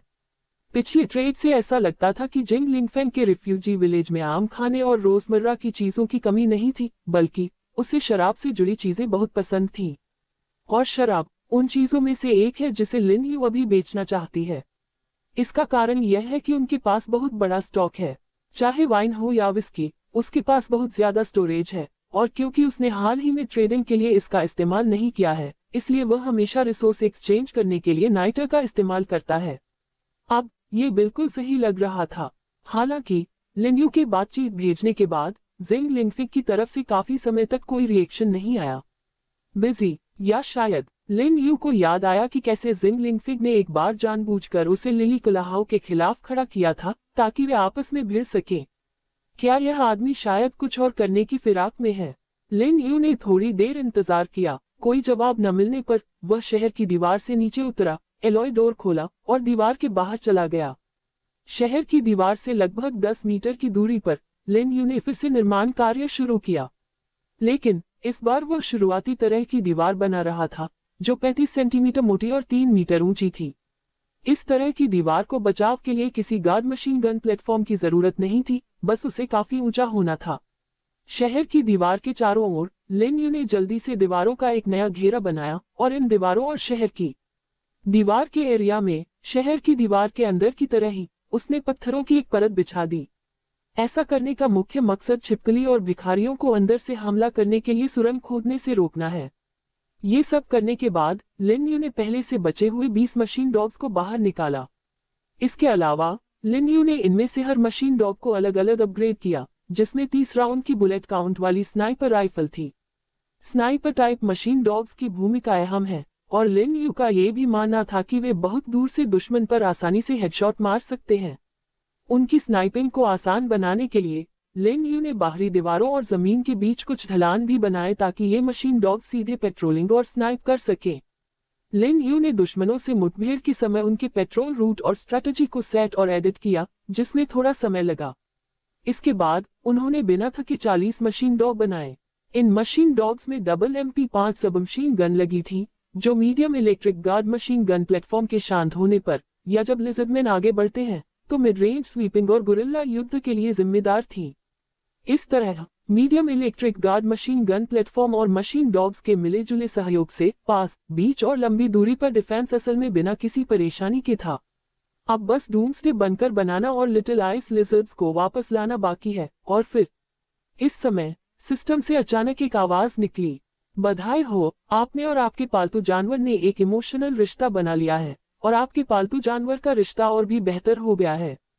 हम इवॉल्व कौन? बधाई हो, आपने और आपके पालतू जानवर ने एक इमोशनल रिश्ता बना लिया है और आपके पालतू जानवर का रिश्ता और भी बेहतर हो गया है। बधाई हो, आपने और आपके पालतू जानवर ने एक इमोशनल रिश्ता बना लिया है और आपके पालतू जानवर का रिश्ता और भी बेहतर हो गया है। कृपया पालतू जानवर की जानकारी कंफर्म करें। पालतू प्रजाति इंक अम्ब्रेला हॉरर छिपकली। पालतू जानवर का नाम डार्क स्पॉट। स्थिति वयस्क। कृपया पालतू जानवर की जानकारी कंफर्म करें। पालतू प्रजाति साइट ब्लेड फ्लाइंग लिजर्ड। पालतू जानवर का नाम ग्रीन क्लॉ। स्थिति वयस्क। ये क्या हो रहा है? ये दो आलसी लड़के कैसे लेवल अप कर गए? और ये बॉन्ड इवोल्यूशन है। मैंने क्या किया? साफ है, नाइट्रेट और माइन तक अभी भी दर्जनों किलोमीटर दूर है ना? अजीब और हैरान महसूस करते हुए लिन यू ने इन दो छोटे बच्चों की स्पीशीज की जानकारी देखी और मोटे तौर पर उनकी हालत का अंदाजा लगाया। दोनों को देखे बिना भी वह ये पहचान सकता था कि एक जमीन पर दौड़ रहा है और दूसरा आसमान में उड़ रहा है। बाय और मेन की तरह ल्यूजी और होंगजियान की तरह वे सभी जोड़ों में विकसित हुए। जिनमें फ्लाइट स्पेशलाइजेशन होता है, उनमें आमतौर पर कुछ स्पीड और अटैक बफ होते हैं, जबकि जमीन पर दौड़ने वालों में अच्छा एंड्योरेंस और स्टेमिना होता है। हालांकि इसमें एक समस्या भी है। Bai, Meng, dark spot, green claw, ल्यूजी और होंगजियान असल में 6 एवोल्यूशन ब्रांच हैं। बस एवोल्यूशन पहले से ही बहुत ज्यादा है और अब 6 एवोल्यूशन है। बाकी लिटिल आइस लिजर्ड्स की संख्या 500 है। क्या इसका मतलब है कि इवोल्यूशन के 500 टाइप हैं? लिन यू को अभी भी इस दुनिया के बारे में बहुत सी गलतफहमियां थीं, खासकर आइस लिजर्ड्स की एवोल्यूशनरी स्थिति के बारे में, जिससे वह पूरी तरह से हैरान था। आखिर धरती पर कोई भी जीव इवॉल्व नहीं हो सकता। ज्यादा से ज्यादा कैटरपिलर का तितलियों में बदलना होता है, जो सिर्फ कीड़ों में होता है और हर तरह से और अपने नाम से भी लिटिल आइस लिजर्ड रीढ़ वाले रेप्टाइल जैसे लगते हैं। फिर भी वे सच में इवॉल्व हुए हैं। हालांकि उन्होंने डार्क स्पॉट और ग्रीन क्लॉ का इवोल्यूशन नहीं देखा, लेकिन उन्होंने बाय और मेन के साथ पूरी प्रोग्रेस देखी। 2 लगातार इवोल्यूशन के बाद एक और स्टेट इवोल्यूशन हुआ जिसे मोल्टिंग कहा जाता है, लेकिन अभी तक सिर्फ बाय ही इसे हासिल कर पाया है। मेन ने कोई संकेत नहीं दिखाए हैं और न ही कोई दूसरी ऐसी स्थिति पैदा हुई है। हालांकि ऐसा लगता है कि 3 फ्लाइंग चैंपियन होंगे, शायद भविष्य में और भी टैक्टिकल ऑप्शन होंगे। लिन यू को डार्क स्पॉट और ग्रीन क्लॉ के विकास से कोई नाराजगी नहीं थी, यह अनजाने में किस्मत का खेल बन गया। बस कुछ अनचाही घटनाएं हुई। वह इस बात को लेकर काफी उत्सुक थे कि इन 2 छोटे बच्चों ने बॉन्डर इवोल्यूशन की संभावना के बारे में कैसे सोचा, क्योंकि पहले सभी बॉन्डर इवोल्यूशन किसी खास मौके से जुड़े होते थे। उदाहरण के लिए, बाय का पहला इवोल्यूशन उसके साथ कई एक्शन से बहुत सारा कॉम्बैट एक्सपीरियंस जमा होने की वजह से हुआ था और लंबे समय तक साथ रहने के बाद रिश्ता और गहरा हो गया, जिससे फाइनल इवोल्यूशन हुआ। और बाय और मेंग दोनों के बीच बॉन्डर इवोल्यूशन का दूसरा उदाहरण असल में संकट के समय आपसी बचाव से जुड़ा था। बाय के साथ उस मौके पर वह तेज बुखार की वजह से बेबस हो गया था और बाय ने बड़ी संख्या में दुश्मनों को खत्म करने के लिए आगे बढ़कर काम किया, फिर बाद में सफलतापूर्वक इवॉल्व हो गया। मेंग अंडरग्राउंड खंडहर में गया। डार्क स्पॉट और दूसरों को कवर करते हुए लिजर्डमैन के एक्सप्लोसिव से हमला होने पर बुरी तरह घायल हो गया। उसने मेंग की जान बचाने के लिए बहुत कोशिश की और अंडरग्राउंड खंडहर के अंदर बदला लिया। जहां तक ब्लैक स्पॉट और ग्रीन क्लॉ की बात है, वे सच में काफी लंबे समय से उसके साथ थे और उनमें इवोल्यूशन के कोई निशान नहीं थे, जो उसे पहले थोड़ा परेशान करने वाला लगा था। हालांकि उसे एहसास हुआ कि इसे जबरदस्ती नहीं किया जा सकता। लिटिल फियर्स उनके साथ आया और पहले ही 2 बार इवॉल्व हो चुका है, जबकि लिटिल सिक्स और रेड लाइन ने हमेशा उनके साथ एक्टिंग की है और इवॉल्व भी हुए हैं, इसलिए ये दोनों थोड़ा एंग्जाइटी महसूस करने लगे। नाइट्रेट और पर अकेले कई दुश्मनों का सामना करने के लिए उन्हें भेजना शायद उनके लिए एक खास मिशन रहा होगा, इसलिए वे इवॉल्व हुए। हालांकि यह सच है, मैं सच में बहुत खुश हूं कि वे इवॉल्व हो सकते हैं। बाय, तुम पहले शेल्टर में वापस जाओ और मेरे लिए 20 लिटिल आइस लिजर्ड्स लाओ, जिसमें रेड लाइन भी शामिल है। गावू, बाय ने अभी अभी आधा दिन दीवार के बाहर म्यूटेटेड जीवों के साथ शिकार का खेल खेलते हुए बिताया था। लिन यू का कमांड सुनते ही वह तुरंत आसमान में मेन शेल्टर की तरफ उड़ गया। लिन यू दूसरी दीवार के एलॉय गेट से बाहर की ओर बढ़ा और तेल निकालने और रिफाइनिंग प्लेटफॉर्म से लगभग 2 किलोमीटर दूर एक जगह पर रुका, जो उस जगह के ठीक सामने था जहां असली डूम्सडे बनकर था। इस इलाके में घुमावदार पहाड़ियां हैं जो अब जंगली घास से ढकी हुई हैं।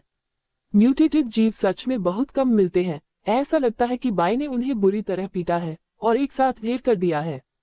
बाय ने तो बहुत ज्यादा कर दिया। मुझे लगता है कि 3 से 4 किलोमीटर के अंदर कोई म्यूटेटेड जीव नहीं होगा। लिन यू संघर्ष कर रहे म्यूटेटेड जीवों के पास गया और आउटस्टैंडिंग आयरन स्पीयर निकाला। अपने मैकेनिकल हाथ से लिन यू ने आसानी से उन्हें तेजी से खत्म कर दिया। 67 बुरा नहीं है। लिन यू ने उन्हें तुरंत नहीं काटा, बल्कि इन म्यूटेटेड जीवों की लाशों को स्टोरेज स्पेस में स्टोर कर दिया। बाद में उनका बहुत उपयोग होता है। 42 iron treasure chest, 35 copper treasure chest, साथ ही पहले के 137 कॉपर ट्रेजर चेस्ट और 2 सिल्वर ट्रेजर चेस्ट। यह एक बड़ा कलेक्शन है जिसे अभी खोला जाना बाकी है। लगता है कि आखिरकार बाय के लिए खजाने के बक्से खोलने का अनुभव करने का समय आ गया है, जब तक कि वह इससे उब न जाए। लगता है आसपास कोई दिक्कत नहीं है, इसलिए लिन यू ने सिस्टम पैनल पर ब्लूप्रिंट देखा। प्रलय दिवस बनकर। सच कहूं तो यह कोई बहुत पसंद आने वाला नाम नहीं है। प्रलय की परिभाषा क्या है? क्या इस अनजान दूसरी दुनिया में जाने के बाद लगभग सभी 1 अरब लोग इंसानी तबाही से मर गए? क्या हम अब दूसरे इंसानी प्रलय का अनुभव कर रहे हैं, जिसमें इस बार 7 अरब लोग उसी दूसरी दुनिया में जा रहे हैं? लिन यू सहमत नहीं हो सका और वह निश्चित रूप से ऐसा नहीं होने देगा। हालांकि उसका मकसद दुनिया को बचाने वाला हीरो बनना नहीं था, लेकिन अगर जरूरत पड़ी तो वह इस दुनिया का सबसे ताकतवर होने के नाते इंसानियत को कयामत की तरफ धकेलने वाले सभी दुश्मनों को खत्म कर देगा, जैसे कि छिपकली आदमी और भिखारी। डूम्सडे बनकर, हालांकि मुझे इसका नाम पसंद नहीं है, लेकिन इसका डिजाइन काफी साइंटिफिक है और ऐसे जंगल में एक सुरक्षित किले के तौर पर सही है, हालांकि इसे जरूर बदला जा सकता है। लिन यू ने ब्लूप्रिंट का इस्तेमाल करते हुए कहा, जबकि स्टोरेज स्पेस में पत्थर एक साथ गायब हो गए। पहले एक स्टोन वर्जन बनाएं, फिर उसे पूरी तरह से अलॉय वाला बनाने के लिए अपग्रेड करें। अगर ऐसा कर रहे हैं तो इसे सबसे अच्छी तरीके से करना चाहिए। पिछले डूम्सडे बंकर में सिर्फ एंट्रेंस, कॉरिडोर और पहली लेयर अलॉय की थी, बाकी सब पत्थर का था, जो असल में अधूरा था। नहीं तो उन म्यूटेटेड कीड़ों ने दरारों से हमला नहीं किया होता और न ही जमीन के नीचे के खंडहरों से जुड़ा होता। हालांकि अलग अलग रूम सेटअप काफी साइंटिफिक है, हालांकि कुछ फालतू हैं, फिर भी ज्यादातर ठीक हैं। धीरे धीरे नीचे एक सफेद चमक उभरी, जिसके साथ गड़गड़ाहट की आवाजें भी आ रही थीं। जल्द ही, जैसे ही रोशनी कम हुई, पहले वाले जैसा ही एक कुएं जैसा दरवाजा उसके सामने आ गया। ... कल से 1 हफ्ते तक हर दिन 10,000 शब्द। आगे के एंट्रेंस को देखकर, जो पहले मैनहोल कवर जैसा दिखता था, लिन यू को लगा कि यहीं से बदलाव शुरू करना जरूरी है। आखिरकार बाय और शियाओ मेंग के लिए इस पतले दरवाजे से निकलना नामुमकिन है, और सिर्फ यही एक दरवाजा होना काफी असुविधाजनक है। तथाकथित चालाक खरगोश के 3 बिल हैं। कम से कम इमरजेंसी एग्जिट बनाने की जरूरत है, जैसे मेन शेल्टर में, जिसमें बेसमेंट में सभी दिशाओं में 3 इमरजेंसी एग्जिट हैं। ये 3 इमरजेंसी एग्जिट उसे इमरजेंसी में मेन शेल्टर से जल्दी निकलने में बहुत आसानी देते हैं और कभी कभी उसके खास जासूसी के तरीके के तौर पर भी काम आ सकते हैं। इसलिए लिन यू अक्सर उनका इस्तेमाल करती है, लेकिन इस तथाकथित डूम्सडे बंकर ने इस पर बिल्कुल भी विचार नहीं किया, बस एक बाहर निकलने और अंदर जाने का रास्ता बनाया। अगर आप चौथे अंडरग्राउंड लेवल से जल्दी सतह पर जाना चाहते हैं, तो आपको एक सीढ़ी ऊपर जाना होगा और फिर पहले अंडरग्राउंड लेवल पर पहुंचने के बाद आपको एक लंबे कॉरिडोर से गुजरना होगा और एंट्रेंस से बाहर निकलने के लिए सीढ़ी चढ़नी होगी। नतीजा ये हुआ कि लाइब्रेरी में वह दुखी आदमी, जो जलन की वजह से पागल हो गया था, पीछा करने पर उसे बाहर निकलने का मौका भी नहीं मिला। अगर उस समय कुछ इमरजेंसी एग्जिट होते, तो शायद यह आदमी कुछ लोगों को नहीं मार पाता और बाकी लोग बच निकलते।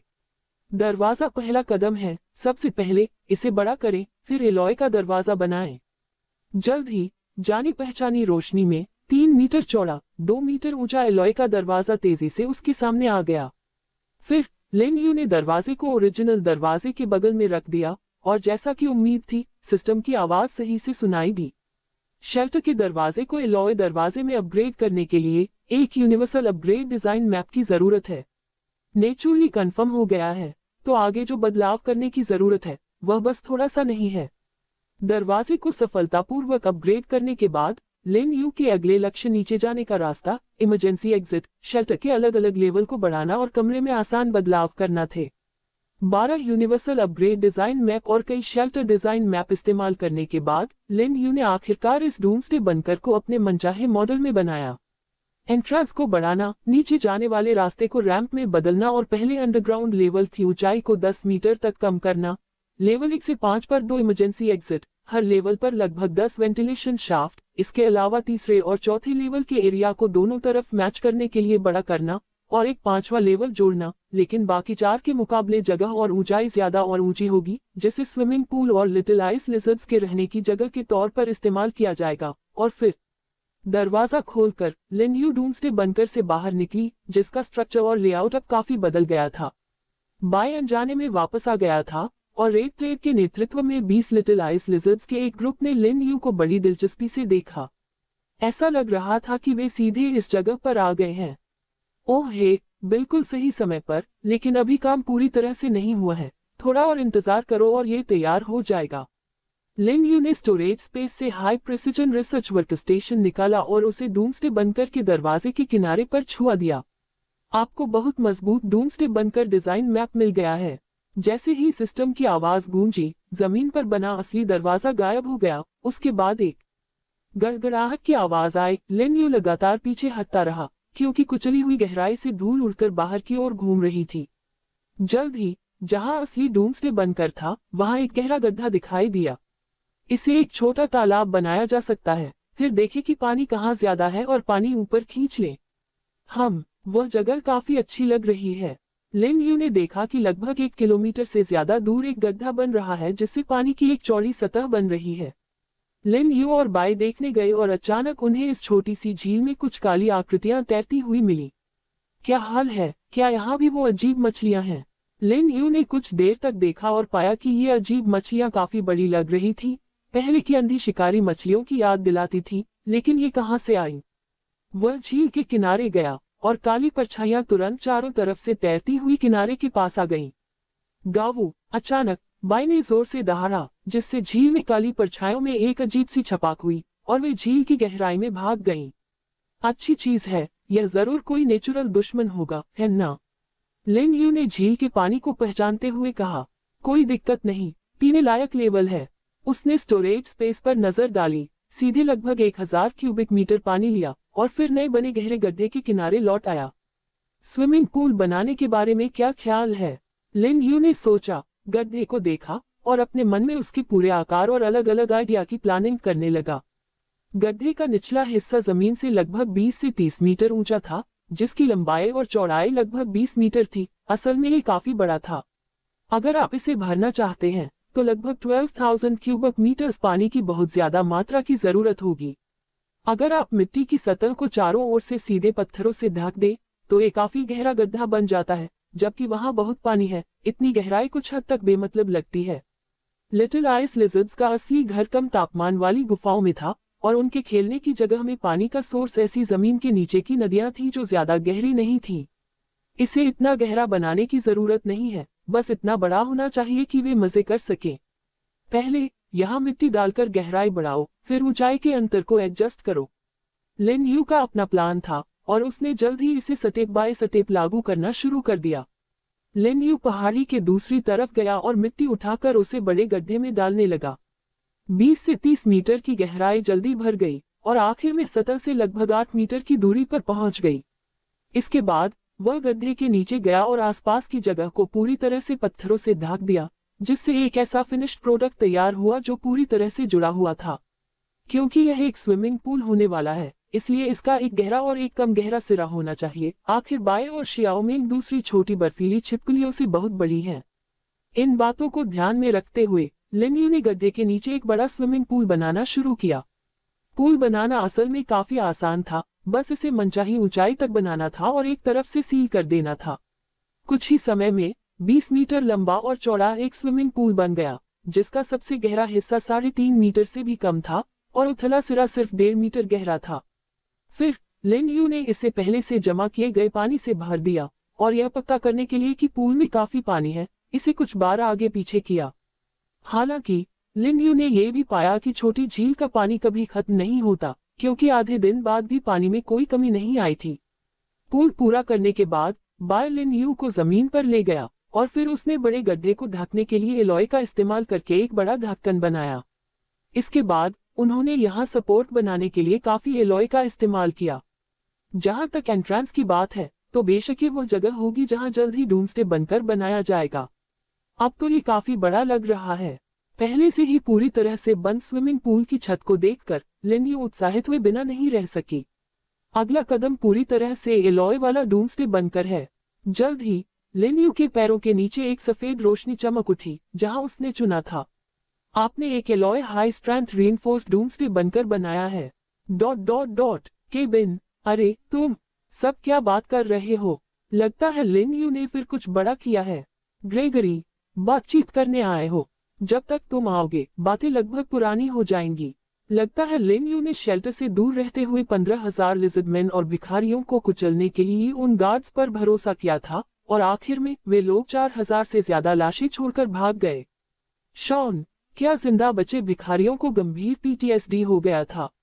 अभी अभी बहुत सारे लोग दौड़ते हुए आए और कहने लगे कि लिन यू बहुत डरावनी और भयानक थी और उन्होंने लड़ाई के मैदान में लाशों की ढेर सारी तस्वीरें भी भेजी जो पूरी तरह से अजीब थीं। हे फुगुई, पिछली 2 कमेंट्स में बात समझ नहीं आई, है ना? बात यह है कि लिन यू ने खुद एक बार पूछा था कि क्या कोई उसके सिर को पहचानता है। क्या आपने कभी किसी को ऐसे सिर के बारे में पूछते देखा है? सच कहूं तो ये डरावना है। फूजी शुजी, लेविक को काफी ताकतवर माना जाता है ना? कल ही ऐसा लगा जैसे 500 लोगों ने लिन यू के शेल्टर पर जबरदस्त हमला किया और वह तुरंत भाग गया, लेकिन इस बार वह लिन यू के शेल्टर पर हमला करने के लिए 15,000 सैनिकों को लेकर आया, जिससे भारी नुकसान हुआ और वह खुद भी उसमें फंस गया। केबिन, नहीं, क्या तुम लोग मनगढ़ंत बातें कर रहे हो?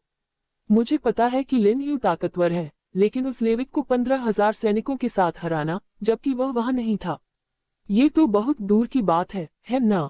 जेमी, ये सच है दोस्त।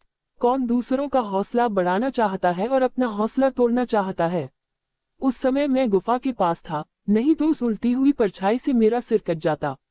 उस बड़े ड्रैगन के साथ बहुत सारी सफेद छिपकलियां हम पर टूट पड़ी, जिससे लिजर्डमैन का ग्रुप पूरी तरह टूट गया। उस सरदार ने आखिरकार अपना आर्मर खो दिया और भाग गया, इसलिए हम में से 100 से ज्यादा जो बच गए अब भिखारी नहीं रहे।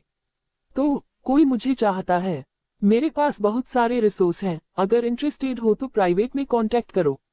कैसेंड्रा, महिला, पुरुषों को पसंद करती है, सपोर्ट चाहती है।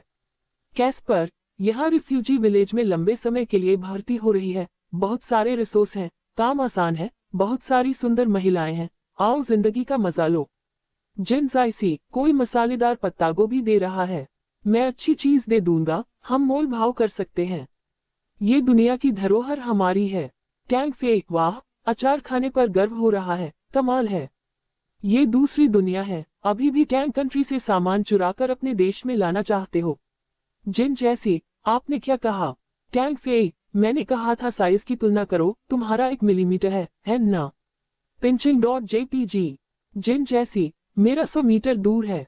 तुम्हारी तस्वीर से हमें बहुत चोट लगी है, अपनी लोकेशन बताओ, मैं तुम्हें पकड़ लूंगा। ... जैसे जैसे रात होने लगी, वर्ल्ड चैनल पर और लोग बोलने लगे। एक थका देने वाले दिन के बाद सभी लोग वर्ल्ड चैनल पर आ गए। कई अपग्रेड के बाद अब वर्ल्ड चैनल हर व्यक्ति को रोजाना सिर्फ 2 के बजाय 10 मैसेज पोस्ट करने की इजाजत देता है, जिससे लगता है कि धीरे धीरे कम होती इंसानी आबादी के लिए चीजें ज्यादा मजेदार हो गई हैं। लेकिन इससे सिर्फ बेकार की जानकारी की बाढ़ आ गई, जिससे अच्छी बातचीत जल्दी ही दब गई और पूरी तरह मजाक बन गई। एलॉय डूम्सडे फोर्ट्रेस बनाने के बाद लिन यू ने फोर्ट्रेस के पहले लेवल और पूल के बीच एक दरवाजा खोला, लिटिल आइस लिजर्ड्स को खेलने के लिए अंदर आते देखा, फिर एक सोफा निकाला और इस नए सहायक शेल्टर के सबसे निचले लेवल पर आराम किया। लेकिन उन्होंने पाया कि आराम करते समय उन्हें वर्ल्ड चैनल को बोरिंग तरीके से देखने के बजाय सीधे आराम करना चाहिए। हालांकि वर्ल्ड चैनल में कुछ अपग्रेड थे, लेकिन लिन यू को लगा कि यह सिस्टम से मिली सुविधा नहीं, बल्कि सर्वाइवर्स के लिए एक बुरी नीयत वाली रुकावट है। बहुत सारी बेकार जानकारी की वजह से लिन यू को लगा कि वर्ल्ड चैनल चेक करना ब्रेक लेने के बजाय उसके समय की बर्बादी है। इसलिए बाई में सच में एनर्जी है। लिन यू सोफे पर लेट गया, अपनी आंखें बंद कर ली और अपने शरीर को आराम दिया। इस समय बाई छोटी झील के पास गया, ऐसा लग रहा था कि वह अंदर की सभी अजीब मछलियों को बाहर निकालना चाहता था और वह साफ तौर पर बहुत खुश था। उन पर चमकती तेज रोशनी ने उन्हें टेक्नोलॉजी की ताकत का भी एहसास कराया। पहले उस डूम्सडे बंकर में रहने वाले लोग बिजली का मजा नहीं ले पाते थे और रोशनी के लिए हमेशा टॉर्च या फ्यूल जैसे पुराने तरीके इस्तेमाल करते थे। ऐसा लगता है कि यह बाहर के तेल निकालने और रिफाइनिंग प्लेटफॉर्म के हाई टेक फील्ड से बिल्कुल भी मेल नहीं खाता था। इस डूम्सडे बंकर को बनाने के बाद लिन यू ने जल्दी से पास में एक छोटा फोटोवोल्टिक पावर एरे बनाया, जिसका इस्तेमाल खास तौर पर यहाँ बिजली सप्लाई के लिए किया गया। बिजली कई सुविधाओं की बेसिक गारंटी है और इन गारंटियों ने इस रिमॉडल किए गए डूम्सडे बंकर में भी अपनी ताकत दिखाई है। पहली मंजिल के कमरे में उसने पहले से ही 2 रेफ्रिजरेशन फ्रीजर रख दिए थे, जो अलग अलग तरह के खाने से भरे हुए थे और पूरी तरह से भरे हुए थे। अगर छोटी बर्फीली छिपकलियां खाना चाहती हैं, तो वे होम जियान को फ्रीजर का दरवाजा खोलने और अंदर से खाना निकालने देती हैं। अगर उन्हें कुछ ठंडा चाहिए तो वे उसे सीधे खा सकते हैं, अगर उन्हें रूम टेम्परेचर पर चाहिए तो उसे थोड़ी देर के लिए बाहर रख दें। आसान शब्दों में कहें तो यह आसान है। रेफ्रिजरेशन फ्रीजर में जो सामान है वह शायद इन छोटे बच्चों के लिए लगभग 3 दिन तक खाने के लिए काफी है। जब इसकी कमी होती है तो बाई बस उड़कर आकर फ्रिज को फिर से भरने के लिए नया सामान ला सकती है। जहां तक पानी की बात है, वे सीधे तालाब या वहां की छोटी झील से पानी पी सकते हैं, इसलिए अलग से तैयारी करने की कोई जरूरत नहीं है। जहां तक होमजियान और बाकी 19 छोटी बर्फीली छिपकलियों के काम की बात है, तो उन्हें यहीं से शुरू करना है और दीवारों और शहर की दीवारों के पास लिन यू के बनाए वेंटिलेशन होल्स का इस्तेमाल करके तेल निकालने और रिफाइनिंग प्लेटफॉर्म के पास जाना है, जो खास तौर पर पेट्रोलिंग और सिक्योरिटी के कामों के लिए जिम्मेदार है। चाहे दिन हो या रात, वे प्लेटफॉर्म की दीवारों के अंदर सुरक्षा की जिम्मेदारी संभालते हैं। Medium electric guard machine gun platform और रोबोट डॉग्स को प्लेटफॉर्म के आसपास नहीं रखा जा सकता। उनकी फायर पावर से आसानी से क्रूड ऑयल में आग लग सकती है, और अगर किसी गोली से प्लेटफॉर्म पर लीक होता है तो यह एक भयानक धमाके के बाद उस जगह को तुरंत आग के डरावने समुद्र में बदल सकता है। इससे और भी भयानक समस्याएं पैदा हो सकती हैं। तो लिन यू ने बहुत मेहनत से इसे डिजाइन किया। Medium electric guard machine gun platform को पहली मंजिल पर 5 मीटर ऊंची शहर की दीवार पर रखा गया है, जिसका बैरल बाहर की तरफ है, जबकि लचीले और फुर्तीले हमलावर रोबोट कुत्तों को शहर की दीवार और आसपास की दीवार के बीच रखा गया है। आसपास की दीवार 3 मीटर ऊंची है, ताकि उनकी गोलियां गलती से शहर की दीवार के ऊपर से प्लेटफॉर्म की तरफ न गिरें। अगर कोई दुश्मन आता है, भले ही वे चमत्कारिक रूप से रोबोट कुत्तों और गार्ड मशीन गन प्लेटफॉर्म की दोहरी रुकावट को तोड़कर ऑयल प्लेटफॉर्म के आसपास की दीवारों के अंदर घुस जाएं, तो ये लिटिल आइस लिजर्ड्स होमजियान की लीडरशिप में अच्छी तरह से लड़ेंगे। डूम्सडे किले की जगह भी तेल की खदानों के फैलाव और गहराई को ध्यान में रखकर चुनी गई थी, ताकि तेल के बहाव को रोका जा सके, जिससे डूम्सडे किले में रहना मुश्किल हो सकता था। गावू इसी समय बाय अचानक बाहर से अंदर आई, भीगी हुई लेकिन काफी खुश लग रही थी। उसने अपना एक हाथ अपनी पीठ के पीछे रखा हुआ था, जो हमेशा से अलग था। क्या तुम्हें कुछ अच्छा मिला? कितना रहस्यमयी है। हाँ हाँ, लिन यू ने बाई की ओर हाथ बढ़ाया, किसी सरप्राइज का इंतजार करते हुए। गावू बाई ने अपनी पूंछ हिलाए और अपने पीछे से अपना बड़ा बायां पंजा बाहर निकाला, और उसके बड़े पंजे में एक बहुत बड़ा रत्न था। 1 मिनट रुको, ये रत्न थोड़ा जाना पहचाना लग रहा है। रत्न एमरल्ड रफ। सिस्टम ने तुरंत उस बड़े सेमी ट्रांसपेरेंट हरे पत्थर का असली नाम पहचान लिया जो बाई के बड़े पंजे में था। लिन यू ने इस बड़े जैमस्टोन को तौला और मन ही मन हैरान हुए बिना नहीं रह सकी। इसका वजन 2 या 3 किलोग्राम होगा। लैंप के नीचे वह बड़ा रत्न बहुत ही सुंदर हरी रोशनी में चमक रहा था, मानो उसमें कोई रहस्यमयी शक्ति हो जिससे लिन यू अपनी नजरें नहीं हटा पा रही थी। लेकिन ये चीज कहाँ से आई? बाय, तुम्हें ये चीज कहाँ मिली? क्या आसपास कोई खदान है या यह है? गावू बाई ने बाहर की ओर इशारा किया और फिर लिन यू को डूम्सडे बनकर से बाहर ले गया। मन में शक के साथ लिन यू ने बाई का पीछा किया और तुरंत देखा कि एक बड़ी मछली जमीन पर तड़प रही है, मुश्किल से जिंदा। यह एक ब्लाइंड हंटिंग फिश है। नहीं, यह इतनी बड़ी क्यों है? हालांकि इस ब्लाइंड हंटिंग फिश का साइज उन मछलियों से कहीं ज्यादा बड़ा था जो उसने पहले देखी थी। लगभग 4 मीटर लंबे शरीर के साथ उसके मुंह में नुकीले दांत थे, जिसके बगल में एक सिकुड़ा हुआ लिजर्डमैन लेटा था, जिसका आधा शरीर गायब था।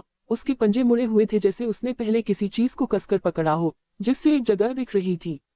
लिन यू समझ गई, बाई का मतलब था कि यह पन्ना रत्न इस लिजर्डमैन की बाहों से लिया गया था। लिन यू ने यह भी देखा कि लिजर्डमैन ने आर्मर पहना हुआ था, और वह उन स्क्वाड लीडर्स में से एक जैसा लग रहा था जो सिल्वर ट्रेजर चेस्ट बना सकता है। ब्लाइंड हंटिंग फिश को दोबारा देखकर लिन यू को ये देखकर हैरानी हुई कि उसके पिछले हाथ पैर पहले देखे गए पिछले हाथों पैरों से अलग थे, जो पैरों जैसे अंगों जैसे थे, जबकि इस ब्लाइंड हंटिंग फिश के पिछले हाथ पैर सच में छिपकली जैसे थे। यहाँ तक कि इसके आगे के पैरों पर भी आम ब्लाइंड हंटिंग फिश के पिछले पैरों जैसे निशान दिखे। इस जीव को देखकर लिन यू को ऐसा लगा जैसे यह मछली नहीं बल्कि कोई पुराना जीव है जो डायनासोर बनने वाला है। क्या ये चीज भी बदल रही है, या फिर यह बस बड़ा हो गया है और इसमें और ज्यादा खूबियां आ गई हैं? जैसे टैडपोल की पूंछ धीरे धीरे कम हो जाती है, पिछले पैर बढ़ जाते हैं, और फिर आखिर में यह अपने बचपन के रूप से बिल्कुल अलग हो जाता है। लिन यू को लगा कि कुछ गड़बड़ है, लेकिन वह उसे ठीक से पहचान नहीं सका। जब से यह मुसीबत का सिलसिला शुरू हुआ है, सब कुछ बदल गया लगता है। ये ब्लाइंड हंटिंग फिश इस साइकिल के शुरू होने के बाद ही दिखाई दी, पहले कभी नहीं देखी गई, और असल में उन्हें बाहर तक पहुंचने के लिए अंडरग्राउंड नदियों से निकलना चाहिए था। पहले वे केवल बेलगर झील के पास ही दिखाई देते थे। फेयू ने भी अजीब मछलियों के हमलों का सामना करने की रिपोर्ट की थी और वर्ल्ड चैनल पर इसके कई चश्मदीद गवाह थे। ये जीव, जो पिछली आपदाओं में कभी नहीं देखा गया था, इस आपदा के दौरान बड़ी संख्या में दिखाई दिया। क्या यह इस आपदा से संबंधित हो सकता है? लिन यू को उम्मीद थी कि वह ज्यादा नहीं सोच रहा होगा, लेकिन इस अजीब म्यूटेशन ने उसे इन चीजों को नई अनजान मुसीबत से जोड़ने पर मजबूर कर दिया। आउटस्टैंडिंग आयरन स्पीयर से इस ब्लाइंड हंटिंग बीस्ट को सॉल्व करते हुए लिन यू ने पाया कि सिस्टम ने इसे ब्लाइंड हंटिंग बीस्ट कहा था। यहाँ तक कि जो बॉक्स गिरा वह एक सिल्वर ट्रेजर चेस्ट था। हे भगवान, इससे इन अजीब मछलियों के विकसित होने की उनकी पहले की थ्योरी कंफर्म हो जाती है। लिन यू को लगा कि जैसे जैसे वह नई जानकारी और खुफिया जानकारी इकट्ठा करता गया, ये रहस्य और बढ़ते गए। अगर उन्होंने नई जानकारी और इंटेलिजेंस को और एक्सप्लोर नहीं किया, तो ये रहस्य हमेशा अनसुलझे रह जाएंगे। ब्लाइंड हंटिंग बीस्ट की लाश को स्टोरेज स्पेस में रखकर लिन यू झील के किनारे गया। उसने देखा कि बाई ने एक ब्लाइंड हंटिंग बीस्ट के साथ 32 ब्लाइंड हंटिंग फिश को किनारे पर खींच लिया था। उन्हें जल्दी से खत्म करने के बाद उसने कॉपर ट्रेजर चेस्ट और सिल्वर ट्रेजर चेस्ट भी हासिल कर लिया। उन्हें स्टोरेज स्पेस में रखने के बाद लिन यू ने बाई से बार बार रेड लाइन के काम पर जोर देने के लिए कहा, जो लिटिल आइस लिजर्ड्स को यहाँ पहरा देने का कमांड दे रहा था। फिर उसने डूबते सूरज की तरफ देखा और जान गया कि उसे जल्दी से शेल्टर लौटना होगा। अपने हाथ में बड़े से एमरल्ड रफ को देखकर उसे बाकी तीनों की याद आ गई। हीरे, नीलम और रूबी जैसी खुरदरी चीजें उसे पहले भी अंडरग्राउंड खंडहरों में मिली थी और हर एक उतनी ही बड़ी थी जितनी उसके हाथ में थी। यहाँ तक कि उनके आकार भी ज्यादा अलग नहीं थे। क्या ये संयोग है? लिन यू को साफ पता था, जाहिर है ऐसा नहीं था। खुरदुरे पत्थर लिजर्डमैन से बहुत मिलते जुलते थे। पहले 3 पत्थर अंडरग्राउंड खंडहरों के अंदर गुप्त जगहों पर खोजे गए थे, जबकि पन्ना खुरदुरा पत्थर बाई ने ब्लाइंड हंटिंग बीस्ट के कब्जे वाले लिजर्डमैन से लिया था। इन खुरदुरे पत्थरों का लिजर्डमैन से बहुत कुछ लेना देना है और ज्यादातर इसमें कोई रहस्यमयी बात शामिल है जिसके बारे में उसने अभी तक सोचा भी नहीं होगा। यह मामला क्या हो सकता है? धरती पर जेमस्टोन बहुत कीमती होते हैं, इनसे बहुत सारा पैसा बदला जा सकता है, यहाँ तक कि कुछ खास स्टेटस भी मिल सकता है, जैसे हाथ में 4 जेमस्टोन जो किसी को भी पल भर में अरबपति बना सकते हैं। लेकिन वह पृथ्वी है, ये दूसरी दुनिया नहीं। दूसरी दुनिया में लेन देन पैसे से नहीं होता, बल्कि हमेशा बांटा होता रहा है। चीजों की सही कीमत का अंदाजा लगाने वाला पैसा आने से पहले ये जेमस्टोन आम पत्थरों से मुश्किल से ही अलग होते हैं। लिजर्डमैन के साथ तो यह और भी मुश्किल है। वे भिखारियों के आने तक स्टोन एज में ही रहे। जो बच गए वे भी बेहतर हालत में हैं। उन्हें बहुत सी चीजें सिखाई, उनकी सभ्यता को बेहतर बनाया और ज्यादा से ज्यादा इंसानों की तरह बाटल लेवल तक पहुंचे। तो फिर आखिर ये पत्थर किस लिए हैं? लिन यू का मन सोचता रहा। लिजर्डमैन एक स्टोन एज सभ्यता है जिसके अंडरग्राउंड खंडहरों में अनगिनत वेदियां हैं। साथ ही उनके म्यूरल में कई रहस्यमय सीन दिखाए गए हैं। अलग अलग म्यूटेटेड जीवों की मूर्तियां, अजीब रिस्में, लाइनों और गोलों वाले दरवाजों के पैटर्न, वो मिट्टी के बर्तन और वे 2 चांद, 4 बराबर साइज के जेमस्टोन। इंतजार। लिन यू को अचानक कुछ ख्याल आया। हो सकता है ये जेमस्टोन रिचुअल्स के लिए हो या शायद उन 2 चांदों से कुछ जरूरी चीज बुलाने के लिए हो। अचानक रीढ़ की हड्डी में झुनझुनी महसूस होने पर लिन यू ने और सोचा और चिंतित हो गया। हालांकि ये सिर्फ मेरा अंदाजा हो सकता है, अभी तक कोई ठोस सबूत नहीं है।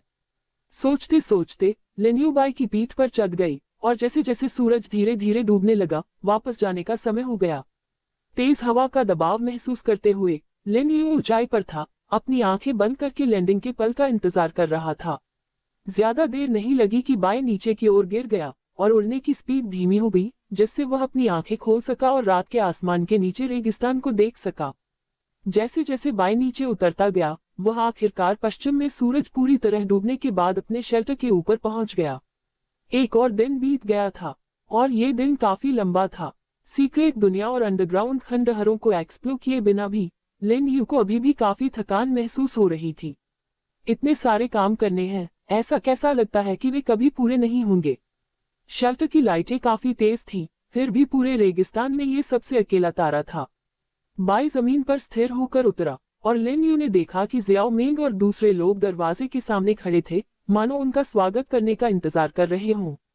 वाह, बस कुछ ही दिनों में लिटिल आइस लिजर्ड्स सिर्फ सीधे खड़े नहीं हो रहे हैं, उनका फॉर्मेशन बहुत साफ सुथरा है, सच में एक अच्छी तरह से ट्रेन सेना जैसा।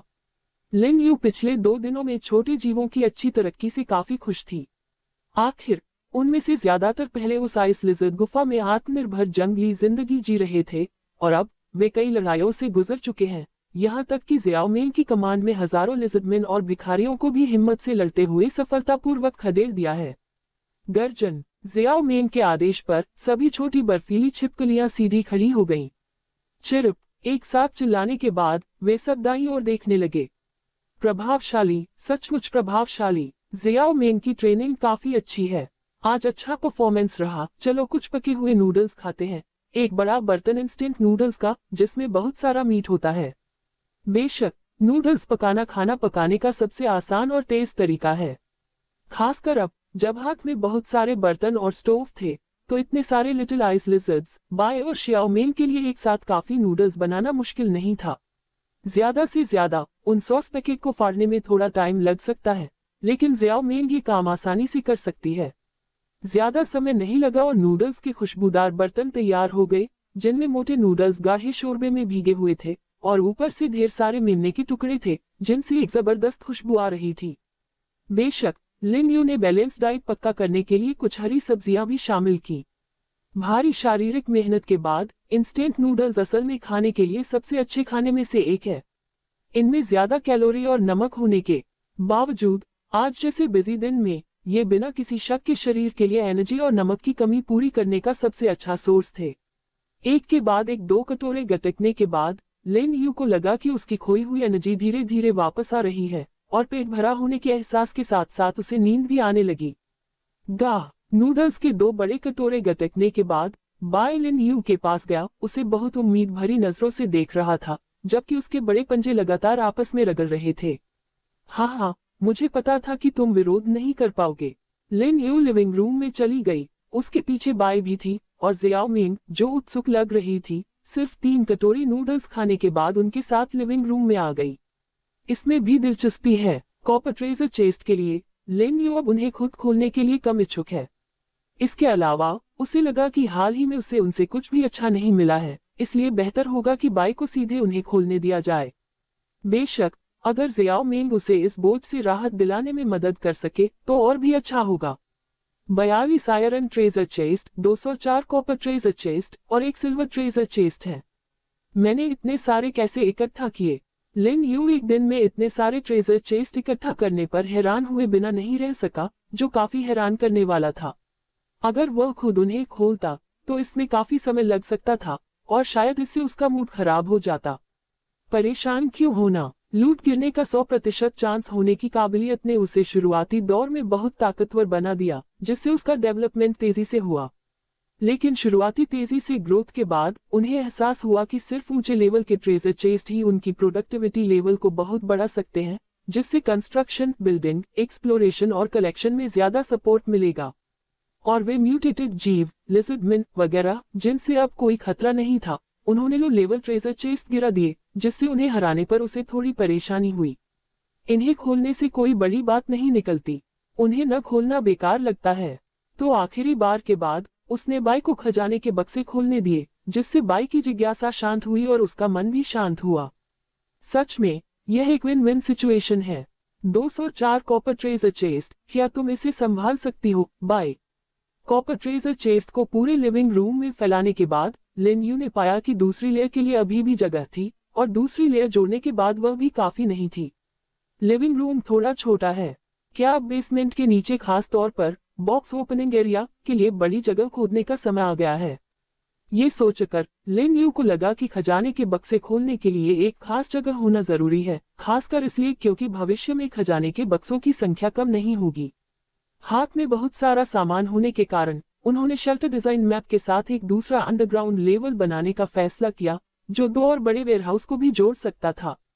पहले के 2 बड़े गोदाम, जिनमें से एक मेन शेल्टर के पीछे है, 4 बड़े गोदामों को मिलाकर बनाया गया था और उसके नीचे वाला भी इसी तरह 4 बड़े गोदामों को मिलाकर बनाया गया था। ये समझते ही लिन यू ने जल्दी से सिस्टम पैनल खोला और अपने पास मौजूद बहुत सारे शेल्टर डिजाइन मैप्स का इस्तेमाल किया। पैरों के नीचे हल्के हल्के झटकों के साथ लिन यू को पता चल गया कि उसका दूसरा अंडरग्राउंड लेवल पूरी तरह से बन चुका है। दूसरी अंडरग्राउंड लेयर पूरी तरह से प्योर एलॉय से बनी थी, जिसके ऊपर पत्थर की बाहरी लेयर थी।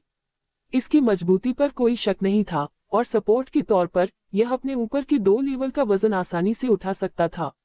सिस्टम के आसान फंक्शन का इस्तेमाल करके उन्होंने जल्दी से बिजली की लाइनें जोड़ी, लाइट लगाई और कुछ पार्टीशन से लगभग 23 मीटर लंबी और चौड़ी जगह को 3 हिस्सों में बांट दिया। एक छोटा हिस्सा बेडरूम बना रहा, जबकि बाकी 2 बड़े हिस्सों में से एक बॉक्स खोलने के लिए था और दूसरा, जिसका मकसद अभी तय नहीं हुआ है, उस पर बाद में सोचा जाएगा। सभी कॉपर ट्रेजर चेस्ट को वापस स्टोरेज स्पेस में इकट्ठा करके लिन यू, बाय और शियाओ मेंग के साथ इस बहुत बड़े दूसरे अंडरग्राउंड लेवल पर चले गए।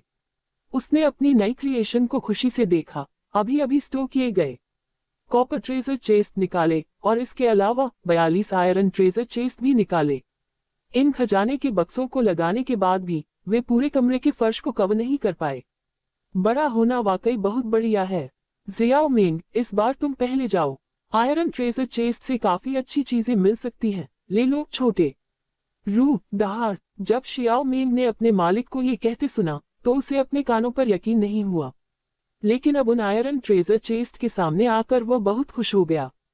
हालांकि एक ड्रैगन होने के कारण उसके चेहरे के भाव बहुत अच्छे नहीं थे, फिर भी उसके खुले हुए मुंह और हिलती हुई पूंछ को देखकर लिन यू बता सकती थी कि वह काफी खुश था।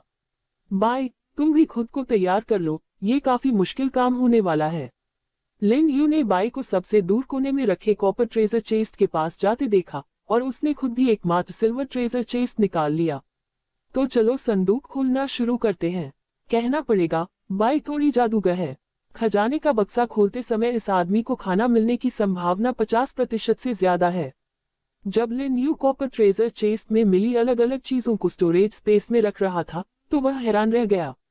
बाई को शिकार, नूडल्स, स्नैक्स, यहाँ तक कि सूखे मेवे और बीफ जर्की भी मिल गए और उसने उसे दिखाया। सबसे अजीब बात यह थी कि लिन यू ने असल में देखा कि उसमें रेड एरो च्यूइंग गम और हर साइज के बबल गम थे, यहाँ तक कि बदबूदार टोफू भी था, जिसे देखकर वह लगभग हंसते हंसते रो पड़ा। वहाँ और भी चीजें थी, खासकर जिस चीज ने लिन यू को उत्साहित किया। इस बार बाई को एरिया मैप के बहुत सारे टुकड़े मिले। 98 एरिया मैप के टुकड़े और मैप में कई जोड़े गए खास पॉइंट पूरी तरह से इसके लायक। अब लिन यू ने पाया कि उसके एरिया मैप के टुकड़ों में लगभग पूरा डेजर्ट रीजन भर गया था। सिर्फ 30 से 40 टुकड़े बचे थे, जिनमें ज्यादातर मामूली पहाड़ और बॉर्डर वाले इलाके थे। उसके पास पहले से ही डेजर्ट जोन के लिए जरूरी जानकारी थी। ओह, अब तो साउथ पार्क भी पूरी तरह दिख रहा है। आसपास और एक्सप्लोर करने की जरूरत नहीं है। इस बार दक्षिण में तेल नदी के आसपास की जगह को भी पूरी डिटेल्स के साथ दिखाया गया था, यहाँ तक कि उस छोटी झील को भी मार्क किया गया था जहां से वह पानी इकट्ठा करता था। लिन यू लगातार सिस्टम पैनल पर एरिया मैप टैब पलटती रही। वह जितना ज्यादा पलटता गया उतना ही हैरान होता गया। किसी समय एरिया मैप में कई नए फंक्शन के साथ काफी बदलाव आया था। पहले वाले फंक्शन वैसे ही थे, जैसे शेल्टर के लिए निशान और उसके एक्टिविटी आइकन अभी भी वही थे। उनके शेल्टर और यहाँ तक कि जिन जगहों पर उन्होंने हाईवे बनाए थे वे सब हल्के नीले रंग की परत से ढके हुए थे। लिन यू ने देखा कि उसके शेल्टर सेंटर से डामर सड़क से पूरब की ओर बेलजत झील के पार सीधे नाइट्रेट ओर तक ये बड़ा इलाका पूरी तरह से हल्के नीले रंग से छाया हुआ था, जो उसके इलाके को दिखाता था। उत्तर में सल्फर और अकेला खड़ा था और दक्षिण में तेल नदी तक फैला इलाका भी उसके दायरे में आ गया था। इस बड़े इलाके में नाइट्रेट और सल्फर और तेल हर एक को काले त्रिकोण से मार्क किया गया था, जो पहले वहां नहीं था। इसके अलावा और भी बहुत कुछ था। लिन यू ने यह भी देखा कि बाय और मेन को मार्क किया गया था। चाहे नाइट्रेट और ब्लैक स्पॉट हो, ग्रीन क्लॉ हो या तेल नदी के पास रेड लाइन ट्रूप्स हो, मेन शेल्टर पर बाय, मेन और दूसरी छोटी आइस लिजर्ड्स को नंबरों और रंगों से साफ तौर पर मार्क किया गया था। बाय और मेन को बड़े काले लाइट डॉट से दिखाया गया था। Black dot, green claw, little six और रेड लाइन को गहरे नीले रंग से मार्क किया गया था, जबकि बाकी लिटिल आइस लिजर्ड्स को सफेद रंग से दिखाया गया था। इससे उन्हें अपनी साइट के डिस्ट्रीब्यूशन और लेआउट को चेक करने का एक आसान तरीका मिल गया, जिससे शांति के समय में कोई अचानक घटना न हो। लड़ाई में इसने सटीक कमांड जारी करने और सेना की तैनाती में मदद की। सच में यह एक बहुत सुविधाजनक फीचर है। दूसरी जगहों को देखने पर वहां अलग अलग रंगों की कई टाइलें थीं। बीच में लिन यू को काले चौकोर निशानों से बने रिफ्यूजी गांवों के निशान साफ साफ दिख रहे थे। सफेद डॉट से घिरे किसी भी पर क्लिक करें जो सर्वाइवर्स की ओर इशारा कर रहे हों। लिन यू ने तिरछी नजर से ऊपर देखा और फे यू का रिफ्यूजी विलेज, जो उसी नीले रंग में छाया हुआ था, उसके इलाके के साथ कुछ रिश्ता दिखा रहा था। मुझे अभी भी समझ नहीं आ रहा कि सिस्टम फे यू को एक साथी के तौर पर देखता है या मैं उसे कंट्रोल कर रहा हूँ। लिन यू को लगा कि अभी फे यू सच में एक जबरदस्त नई ताकत है, जो दुनिया भर में 9वें नंबर पर है, जो बहुत कुछ कहता है। कंट्रोल की बात करें तो दूसरी पार्टी की आज़ादी ज्यादा थी, जबकि कुछ रिसोर्स शेयर किए गए थे। कोई डायरेक्ट ऑर्डर जारी नहीं हुआ, एक करीबी कोऑपरेटिव रिश्ता बना रहा। शायद ये एक अलायंस है। लिन यू ने रेगिस्तान में बिखरे एक जैसे रंग के ब्लॉक्स पर सोचा।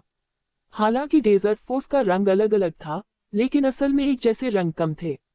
डेजर्ट रीजन के बड़े फैलाव को देखते हुए रिफ्यूजी विलेज के इलाके अभी बॉर्डर से सटे नहीं थे, कुछ दूर दूर थे, और साफ तौर पर इलाकों में फर्क करने के लिए रंग एक जैसे नहीं थे। फे यू के साथ रिश्ता सच में एक अलायंस जैसा लग रहा था। जाहिर है उसे धोखा देने का कोई इरादा नहीं था। इस दूसरी दुनिया में एक ज्यादा भरोसेमंद अलायंस से कोई नुकसान नहीं होता।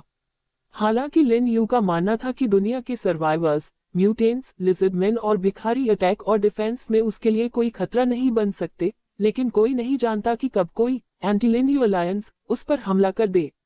अगर फे यू उसी मोर्चे पर खड़ी होती तो उसे कुछ ज्यादा आराम महसूस होता। चाहे वह मदद करे या न करे, इससे मन को सुकून मिलता है। फिर वह बिना किसी झिझक के बाकी सबको बाहर निकाल सकता था। अब क्या ये नए एरिया मैप फीचर्स सभी को दिख रहे हैं, या सिर्फ उसे? वर्ड चैनल पर नजर डालने और कीवर्ड सर्च करने पर लिन यू को लगा कि यह सिर्फ उसे ही दिख रहा है। फे यू, क्या आपके एरिया के मैप में कोई बदलाव हुआ है? क्योंकि सिस्टम ने बताया नहीं, तो बेहतर होगा कि इस छोटे साथी से पूछ लिया जाए। जल्द ही, फे यू ने जवाब दिया। मैं अभी सीक्रेट रेल से लौटा हूँ, इस बार फायदा हुआ। एरिया मैप की बात करें तो मॉन्स्टर फिश और लिजर्डमैन से लड़ते हुए हमें बहुत सारे ट्रेजर चेस्ट मिले जिनसे मैप के टुकड़े मिले।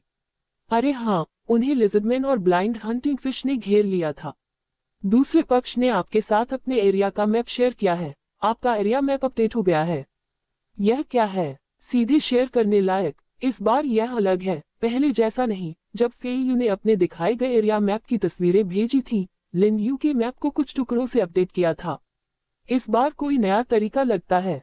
बधाई हो, आपका desert zone area map collection rate 100% तक पहुंच गया है। इस इलाके में सभी मैप फंक्शन अनलॉक हो रहे हैं। आप 100% एरिया मैप कलेक्शन रेट हासिल करने वाले पहले सर्वाइवर बन गए। बधाई हो, आपको इनाम मिला। आपको मिला पैलेडियम ट्रेजर चेस्ट। चेस्ट को जल्द ही एयर ड्रॉप किया जाएगा। खोलने के बाद भी संदूक वैसा ही है। सिस्टम की आवाजों की सीरीज गूंजी और गिरी, और लिन यू अभी भी सिस्टम से मिली जानकारी के असर से उबर नहीं पाई थी। Palladium treasure chest. क्या सिस्टम ने अभी पैलेडियम ट्रेजर चेस्ट कहा? Regional map. फे यू के अपने रिफ्यूजी विलेज के मैप के टुकड़े शेयर करने के बाद लिन यू ने भी डेजर्ट जोन का रीजनल मैप पूरी तरह से अनलॉक कर दिया, और इस समय सिस्टम का रिवॉर्ड भी अचानक आ गया। हालांकि लिन यू ने सच में सोचा था कि इनाम एक खजाने का संदूक हो सकता है, शायद एक प्लेटिनम खजाने का संदूक या किसी तरह का एयर ड्रॉप इनाम, लेकिन उसने कभी उम्मीद नहीं की थी कि इस पल उसे एक पैलेडियम ट्रेजर चेस्ट मिलेगा जो प्लेटिनम ट्रेजर चेस्ट से भी ज्यादा एडवांस्ड और कीमती लग रहा था। किसने सोचा होगा कि प्लेटिनम ट्रेजर चेस्ट से भी बेहतर ग्रेड का ट्रेजर चेस्ट होगा? लिन यू इस समय सदमे से पूरी तरह उबर नहीं पाया था। आखिरकार इस दूसरी दुनिया में ये 37वां दिन था, और यह पहली बार था जब उसने प्लेटिनम ट्रेजर चेस्ट से ज्यादा शक्तिशाली इनाम के बारे में सुना था। आखिरकार प्लेटिनम ट्रेजर चेस्ट से intercontinental missile launch vehicle, anti aircraft missile launch vehicle और कत्यूशा रॉकेट लॉन्च व्हीकल जैसी बहुत शक्तिशाली चीजें खुल सकती हैं। अगर यह और भी high grade palladium treasure chest है, क्या यह इनाम के तौर पर कुछ बहुत बड़ा खोल सकता है? लिन यू ने अपनी आंखें बंद कर ली और अपने दिल की धड़कन को धीमा करने की पूरी कोशिश की। सच में दुनिया के सभी सर्वाइवर्स में से उसके अलावा शायद किसी को भी प्लेटिनम ट्रेजर चेस्ट नहीं मिला है, और इस पैलेडियम ट्रेजर चेस्ट के साथ उसे इसे पाने वाला भी पहला होना चाहिए, है ना? उसे धुंधला धुंधला याद आया, जब उसे पहला प्लेटिनम ट्रेजर चेस्ट मिला था तो ऐसा लगा था कि इनाम मिलने वाला है। क्या इस बार भी वह मिलेगा? गावू गुओ। इस समय बाय और शियाओ मेंग ने अपने हैरान मालिक को देखा। उन्हें समझ नहीं आ रहा था कि आखिर हुआ क्या है, और वे उन्हें आवाज लगाए बिना नहीं रह सके। कोई बात नहीं, कोई बात नहीं, तुम दोनों भी आराम कर लो। क्या खजाने के बक्से खोलना काफी थका देने वाला नहीं है? लिन यू ने उन छोटे बच्चों को देखा, थोड़ा ठीक होते हुए। ये कहना कि वो उत्साहित नहीं था, झूठ होगा। एक साथ 1 अरब के बराबर लॉटरी जीतने पर कौन पूरी तरह शांत रह सकता है? इसके अलावा इस पैलेडियम ट्रेजर चेस्ट की रेयरिटी किसी भी बिलियन से कहीं ज्यादा है, खासकर इस दूसरी दुनिया में जहां हर चीज जरूरी है। खजाने के बक्से से खोली गई कोई भी चीज किसी जरूरी पल में जान बचा सकती है। कुछ तो तुरंत ही पूरी लड़ाई का मैदान पलट सकते हैं, नुकसान को पूरी तरह से खत्म कर सकते हैं और वापसी कर सकते हैं। गावू, बाय और शियाओ मेंग दोनों ने अपना सिर हिलाया, वे भी अब काफी उत्साहित थे। आखिरकार खजाने के बक्से खोलना बहुत ही आनंददायक बात है। इस समय बाय ने पहले ही सभी कॉपर ट्रेजर चेस्ट खोल दिए थे, जबकि जियाओ मेंग बाय के खत्म करने से पहले ही बेसब्री से इंतजार कर रही थी कि लिन यू ट्रेजर चेस्ट से क्या अच्छी चीजें निकाल सकती है। लेकिन अभी से ऐसा लग रहा था कि मालिक तो पहले से ही उलझन में थे, वे इंतजार करते करते थोड़े बेचैन हो रहे थे। अगर ऐसा है तो ठीक है, मैं सबसे पहले बचे हुए कॉपर ट्रेजर चेस्ट और आयरन ट्रेजर चेस्ट से सब कुछ ले लूंगा। लिन यू ने गहरी सांस ली, एयर ड्रॉप आने वाला था और उसे इसे खोलने की तैयारी करनी थी। इससे पहले उसे अब सारी चीजें संभालनी पड़ती थी, कुछ जगह बनानी पड़ती थी। इसके अलावा उसे बाद में फेई यू को इनाम भी देना था। आखिर अगर यह आदमी नहीं होता तो वह इतनी जल्दी पैलेडियम ट्रेजर चेस्ट नहीं पा पाता, है ना? वैसे क्या ये प्लेटिनम ट्रेजर चेस्ट से भी बेहतर डायमंड नहीं है? बाय द्वारा खोले गए बाकी कॉपर ट्रेजर चेस्ट को एक एक करके इकट्ठा करने के बाद लिन यू ने पाया कि खाने और इलाके के मैप के टुकड़ों के अलावा बाकी ज्यादातर छोटे सर्वाइवल डिवाइस और टूल थे जो उसके लिए ज्यादा काम के नहीं थे। Battery, vernier calipers, kerosene lamp की तरह उन्होंने इन्हें बाद में इस्तेमाल के लिए शेल्फ पर रखने का फैसला किया। आपको कभी नहीं पता कि वे कब काम आ जाएं। जियो मेन की तरफ से, हालांकि iron treasure chest copper treasure chest से भी बदतर थे, उनसे जो खुला वह बेसिक सर्वाइवल की तरफ ज्यादा झुका हुआ था, लेकिन अचानक उसे असल में बहुत सारा टॉयलेट पेपर और वेट वाइप्स और आयरन पिकैक्स ब्लूप्रिंट जैसी बहुत सी चीजें मिली। उन्हें इकट्ठा करने के बाद लिन यू ने पाया कि उसके सभी तरह के बेसिक इक्विपमेंट पहले ही बहुत अच्छी क्वालिटी तक पहुंच चुके थे। कौन नहीं चाहेगा कि उसके पास एक बढ़िया क्वालिटी का टॉयलेट प्लंजर हो? लिन यू इससे काफी खुश थी। हालांकि आयरन ट्रेजर चेस्ट कुछ फीके थे, जब तक जियो मेंग उन्हें खोलकर खुश थी, बस इतना ही काफी था, है ना? लेकिन लिन यू को पहले से ही अंदाजा था, ये देखकर कि ये दोनों छोटे लड़के अब कितने खुश थे। शायद अगली लड़ाई में वे सभी दुश्मनों को नहीं मारेंगे, बल्कि उन्हें एक एक करके उसके सामने लाएंगे, ताकि वह उन्हें हरा सके और अलग अलग खजाने के बक्से ले सके। असल में यह इतना बुरा नहीं है। पहले यह हाथ आजमाने की अनिच्छा नहीं थी, बल्कि कॉपर ट्रेजर चेस्ट को लगातार खोलने से होने वाली मानसिक थकान के प्रति नफरत थी, जिससे गंभीर मानसिक नुकसान होता था। लिन यू ने फिर से आह भरी, अब उसे थोड़ा घमंड महसूस हो रहा था। उन्हें उन सर्वाइवर्स से जलन होती थी जिनके खजाने के बक्से गिरने की दर कम थी। क्या ये वर्सेल्स है? शायद। उसने अपने सामने रखे चांदी के खजाने की छाती को देखा। बाय की बड़ी रकम से आकर्षित होकर उसके पास इस सिल्वर ट्रेजर चेस्ट को खोलने का समय नहीं था। लेकिन अब खजाने का पूरा खुला हुआ हिस्सा सिर्फ यही एक था जो नहीं खुला था। इस समय बाय और शियाओ मेंग चुपचाप इंतजार कर रहे थे।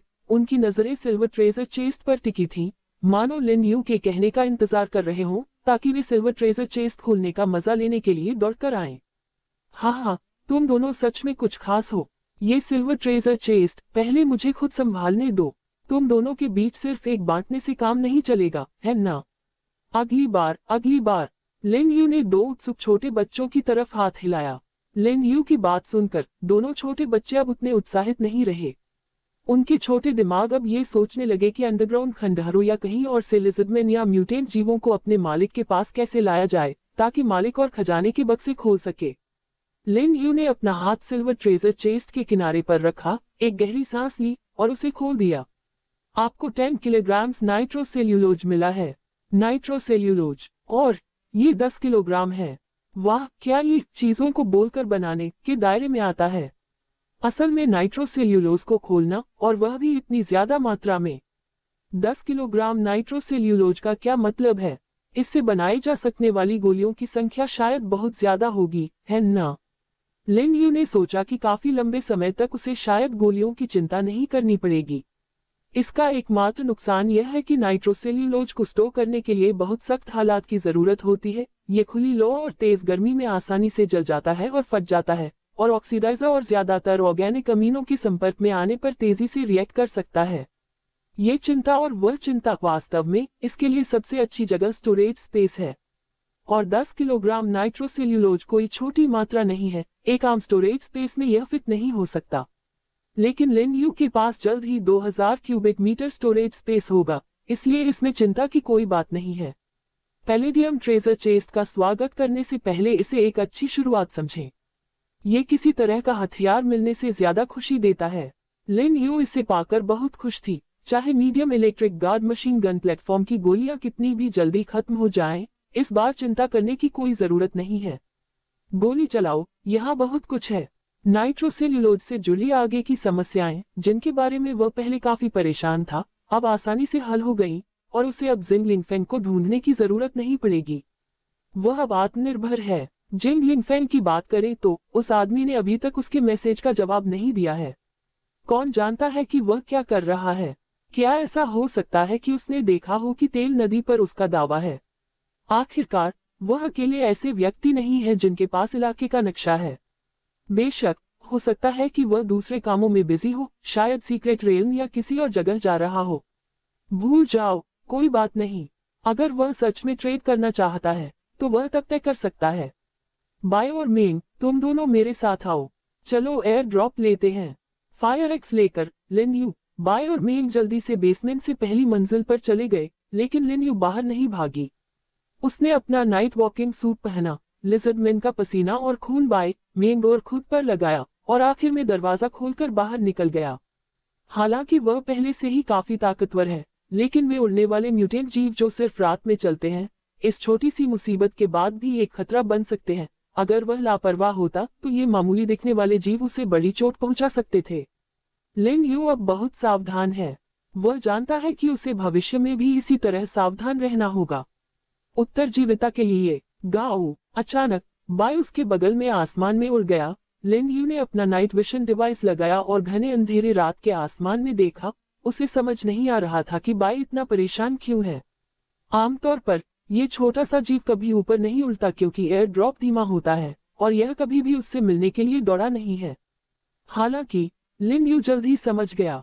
उसने रात के आसमान में दो पूर्णिमा के चांद के नीचे एक पैराशूट से लटकी एक परछाई को तेजी से नीचे आते देखा।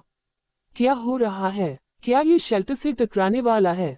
साफ है कि पैराशूट अब बहुत भारी लकड़ी के बक्से को नहीं उठा पा रहा था और उसका नीचे उतरने का रास्ता साफ तौर पर उसके शेल्टर की ओर था।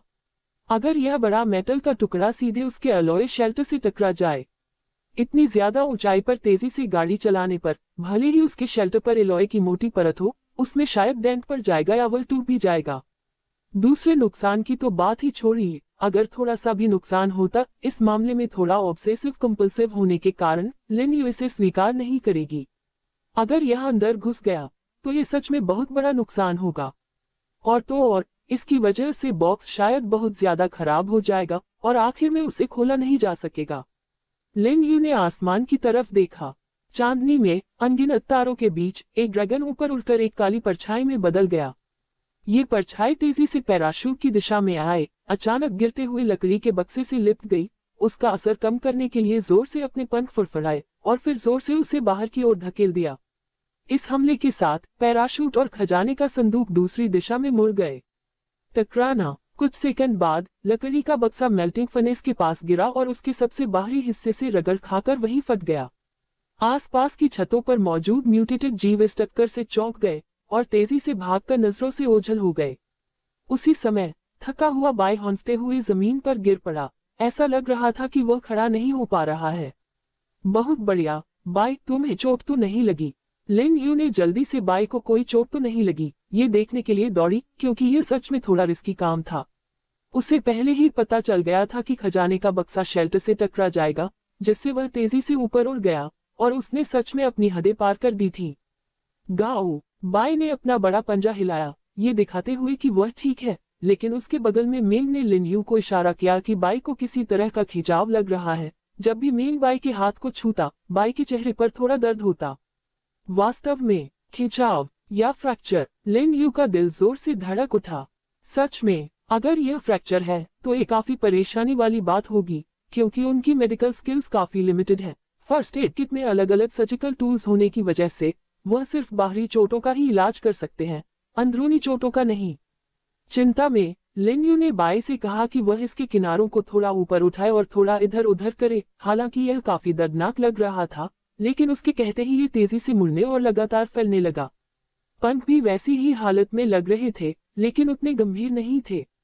ऐसा लगता है कि बाई का ध्यान खजाने को पकड़ने पर बहुत ज्यादा था, जिससे उसकी स्पीड कम हो गई और उसने ज्यादा कर दिया। अच्छी बात है, ये बस एक स्ट्रेन है बाई, अगली बार ऐसा मत करना। ये छोटा लड़का सच में इस जगह की कद्र करता है। गाओ, बाई ने कमजोरी से पुकारा और सिर हिलाया। मेंग, इसे लिविंग रूम में भेड़ की खाल के गलीचे पर ले जाओ, मुझे बाद में इसका इलाज करना है। गुर्र, मेंग ने सिर हिलाया, लेकिन जैसे ही उसने बाई को उठाया, बाई ने उस दिशा की ओर देखा जहां बॉक्स गिरा था और एक बार फिर अपना बड़ा पंजा दिखाया। चलो, क्या अब भी पैलेडियम ट्रेजर चेस्ट देखने का मन है?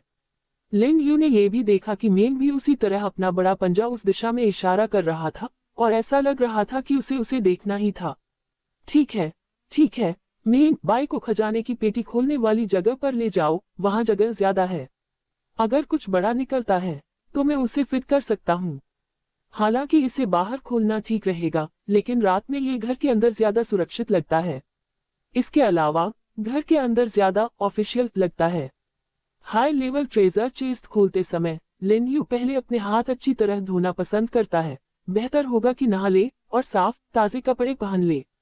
किस्मत सच है या नहीं, यह एक तरह से रहस्यमय बात है। भले ही लिन यू इस पर विश्वास नहीं करता, लेकिन उसने धीरे धीरे ऐसा करना शुरू कर दिया।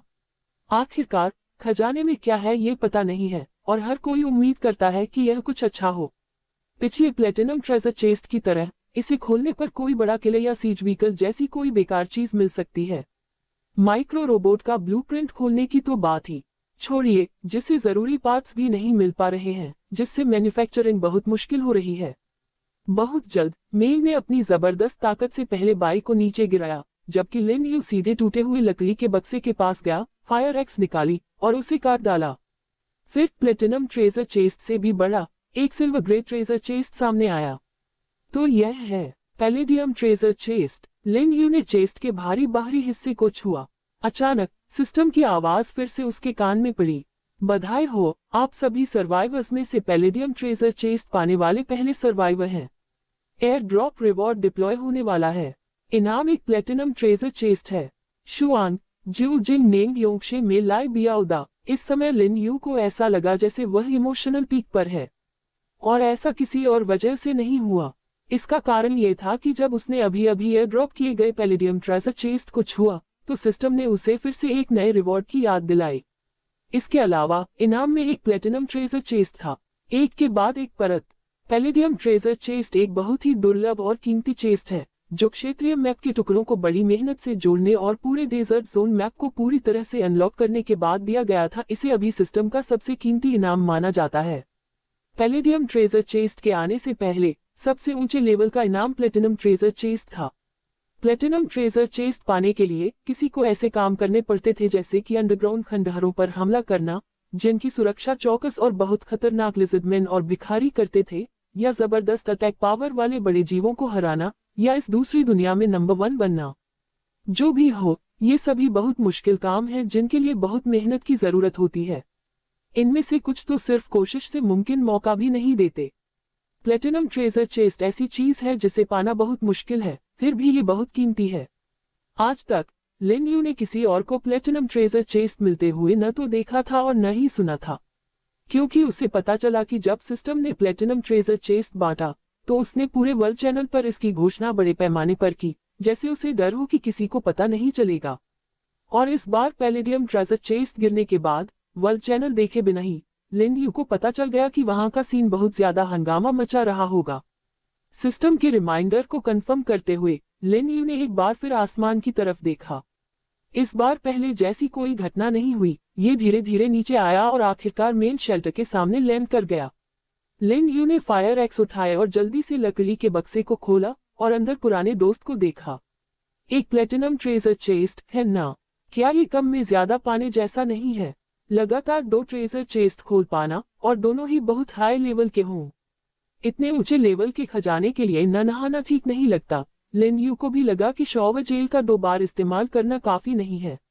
लेकिन पहले उन्हें बाई की चोटों की जांच करनी थी। हालांकि यह बहुत गंभीर नहीं लग रही थी, लेकिन उन्हें इसकी अच्छी तरह से जांच करनी चाहिए। इमरजेंसी किट निकालकर लिन यू सीधे खजाने की जगह की ओर गया। उसने देखा कि छोटे बच्चे बेसब्री से उसके आने का इंतजार कर रहे थे। फिर भी बाई सीधे ठंडी जमीन पर लेट गई। हालांकि उसे ठंडक पसंद थी, लेकिन चोट लगने का मतलब था कि शायद वह सीधे जमीन पर नहीं लेट सकती थी। लिन यू ने स्टोरेज स्पेस से 2 मोटी भेड़ की खालें निकाली। जियाओ मेंग, बाई को इस पर ले जाओ। खजाने का संदूक खुलते देखना आरामदायक होना चाहिए, है ना? हो जाने के बाद मैं तुम्हारी खास चोटों को चेक कर लूं, बाई। मेडिकल किट रखकर लिन यू ने जल्दी से उसमें से एक सफेद दवाई का स्प्रे निकाला। जब जियाओ मेंग ने बाई को भेड़ की खाल की चटाई पर रखा, तो बाई ने लिन यू को देखने के लिए अपनी बाह आगे बढ़ा दी। यहाँ लिन यू ने हल्के से ऊपरी बाह के बीच वाले हिस्से को छुआ, जहाँ कंधा और बाह जुड़ते हैं, और जहाँ बड़ा पंजा और निचली बाह जुड़ते हैं। इन जगहों पर सबसे ज्यादा खिंचाव होता है। बाई ने तुरंत सिर हिलाया।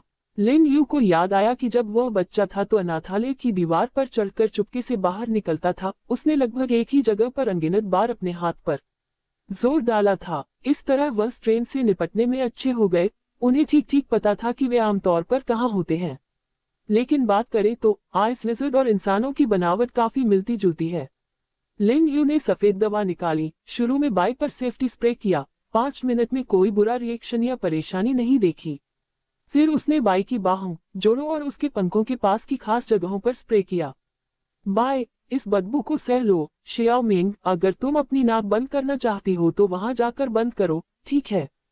ये खुशबू अच्छी है। लिन यू को सफेद दवा की खुशबू काफी पसंद थी, पता नहीं क्यों, लेकिन उसे यह अच्छी लगी। जैसे कुछ लोगों को गैसोलीन की गंध या पारंपरिक हर्बल दवाओं की खुशबू पसंद होती है, वैसे ही उन्हें खास तौर पर सफेद दवा की खुशबू बहुत पसंद थी। शायद इसलिए कि उसे अक्सर चोट लगती थी। अनाथालय के वाइस डायरेक्टर अक्सर उसके हाथ में खिंचाव के लिए घर से सफेद दवा लाते थे। इसी बात पर अनाथालय की दीवार इतनी ऊंची क्यों थी और जमीन तक की आखिरी दूरी इतनी नीचे क्यों थी? हर बार जब वह ऊपर चढ़ता और नीचे उतरता तो उसे जमीन पर कूदने से पहले अपने हाथों से लटकना पड़ता था। पूरे अनाथालय में सिर्फ वाइस डायरेक्टर ही अच्छे इंसान थे, जो हमेशा वहां सबका ख्याल रखते थे। लेकिन अफसोस, अच्छे लोग ज्यादा दिन नहीं जीते। डायरेक्टर की तरह दूसरे लोग इसे पैसे का पेड़ मानते थे, हमेशा पैसे कमाने की योजना बनाते रहते थे। वैसे क्या डायरेक्टर अभी जिंदा हैं? और बाकी लोग? सफेद दवा के असर का इंतजार करते हुए लिन यू ने चेक करने के लिए वॉल पैनल को थोड़ा खोला। वह बूढ़ा डायरेक्टर अभी भी जिंदा है, और वह बूढ़ी चुड़ैल जो उसके हाथ पर अपने तेज नाखूनों से चुभौती थी, वह भी अभी भी आसपास है। अच्छे लोग ज्यादा दिन नहीं जीते, जबकि बुरे लोग 1000 साल जीते हैं। इस पूरे समय ये लोग दूसरी दुनिया के मुश्किल हालातों के बीच भी अच्छी तरह से जिंदा हैं। लेकिन ये पूरी तरह से बुरी बात नहीं है, क्योंकि ऐसा लगता है कि वे सब कहीं के नहीं हैं, और बिना वफादारी के अब उन्हें असल में भिखारी ही माना जा सकता है। पिछले सिस्टम अपग्रेड के बाद से वर्ल्ड पैनल पर हटाए गए व्यक्ति के नाम के पीछे की जानकारी में अब उनके रिफ्यूजी विलेज के प्रति वफादारी का निशान शामिल होता है।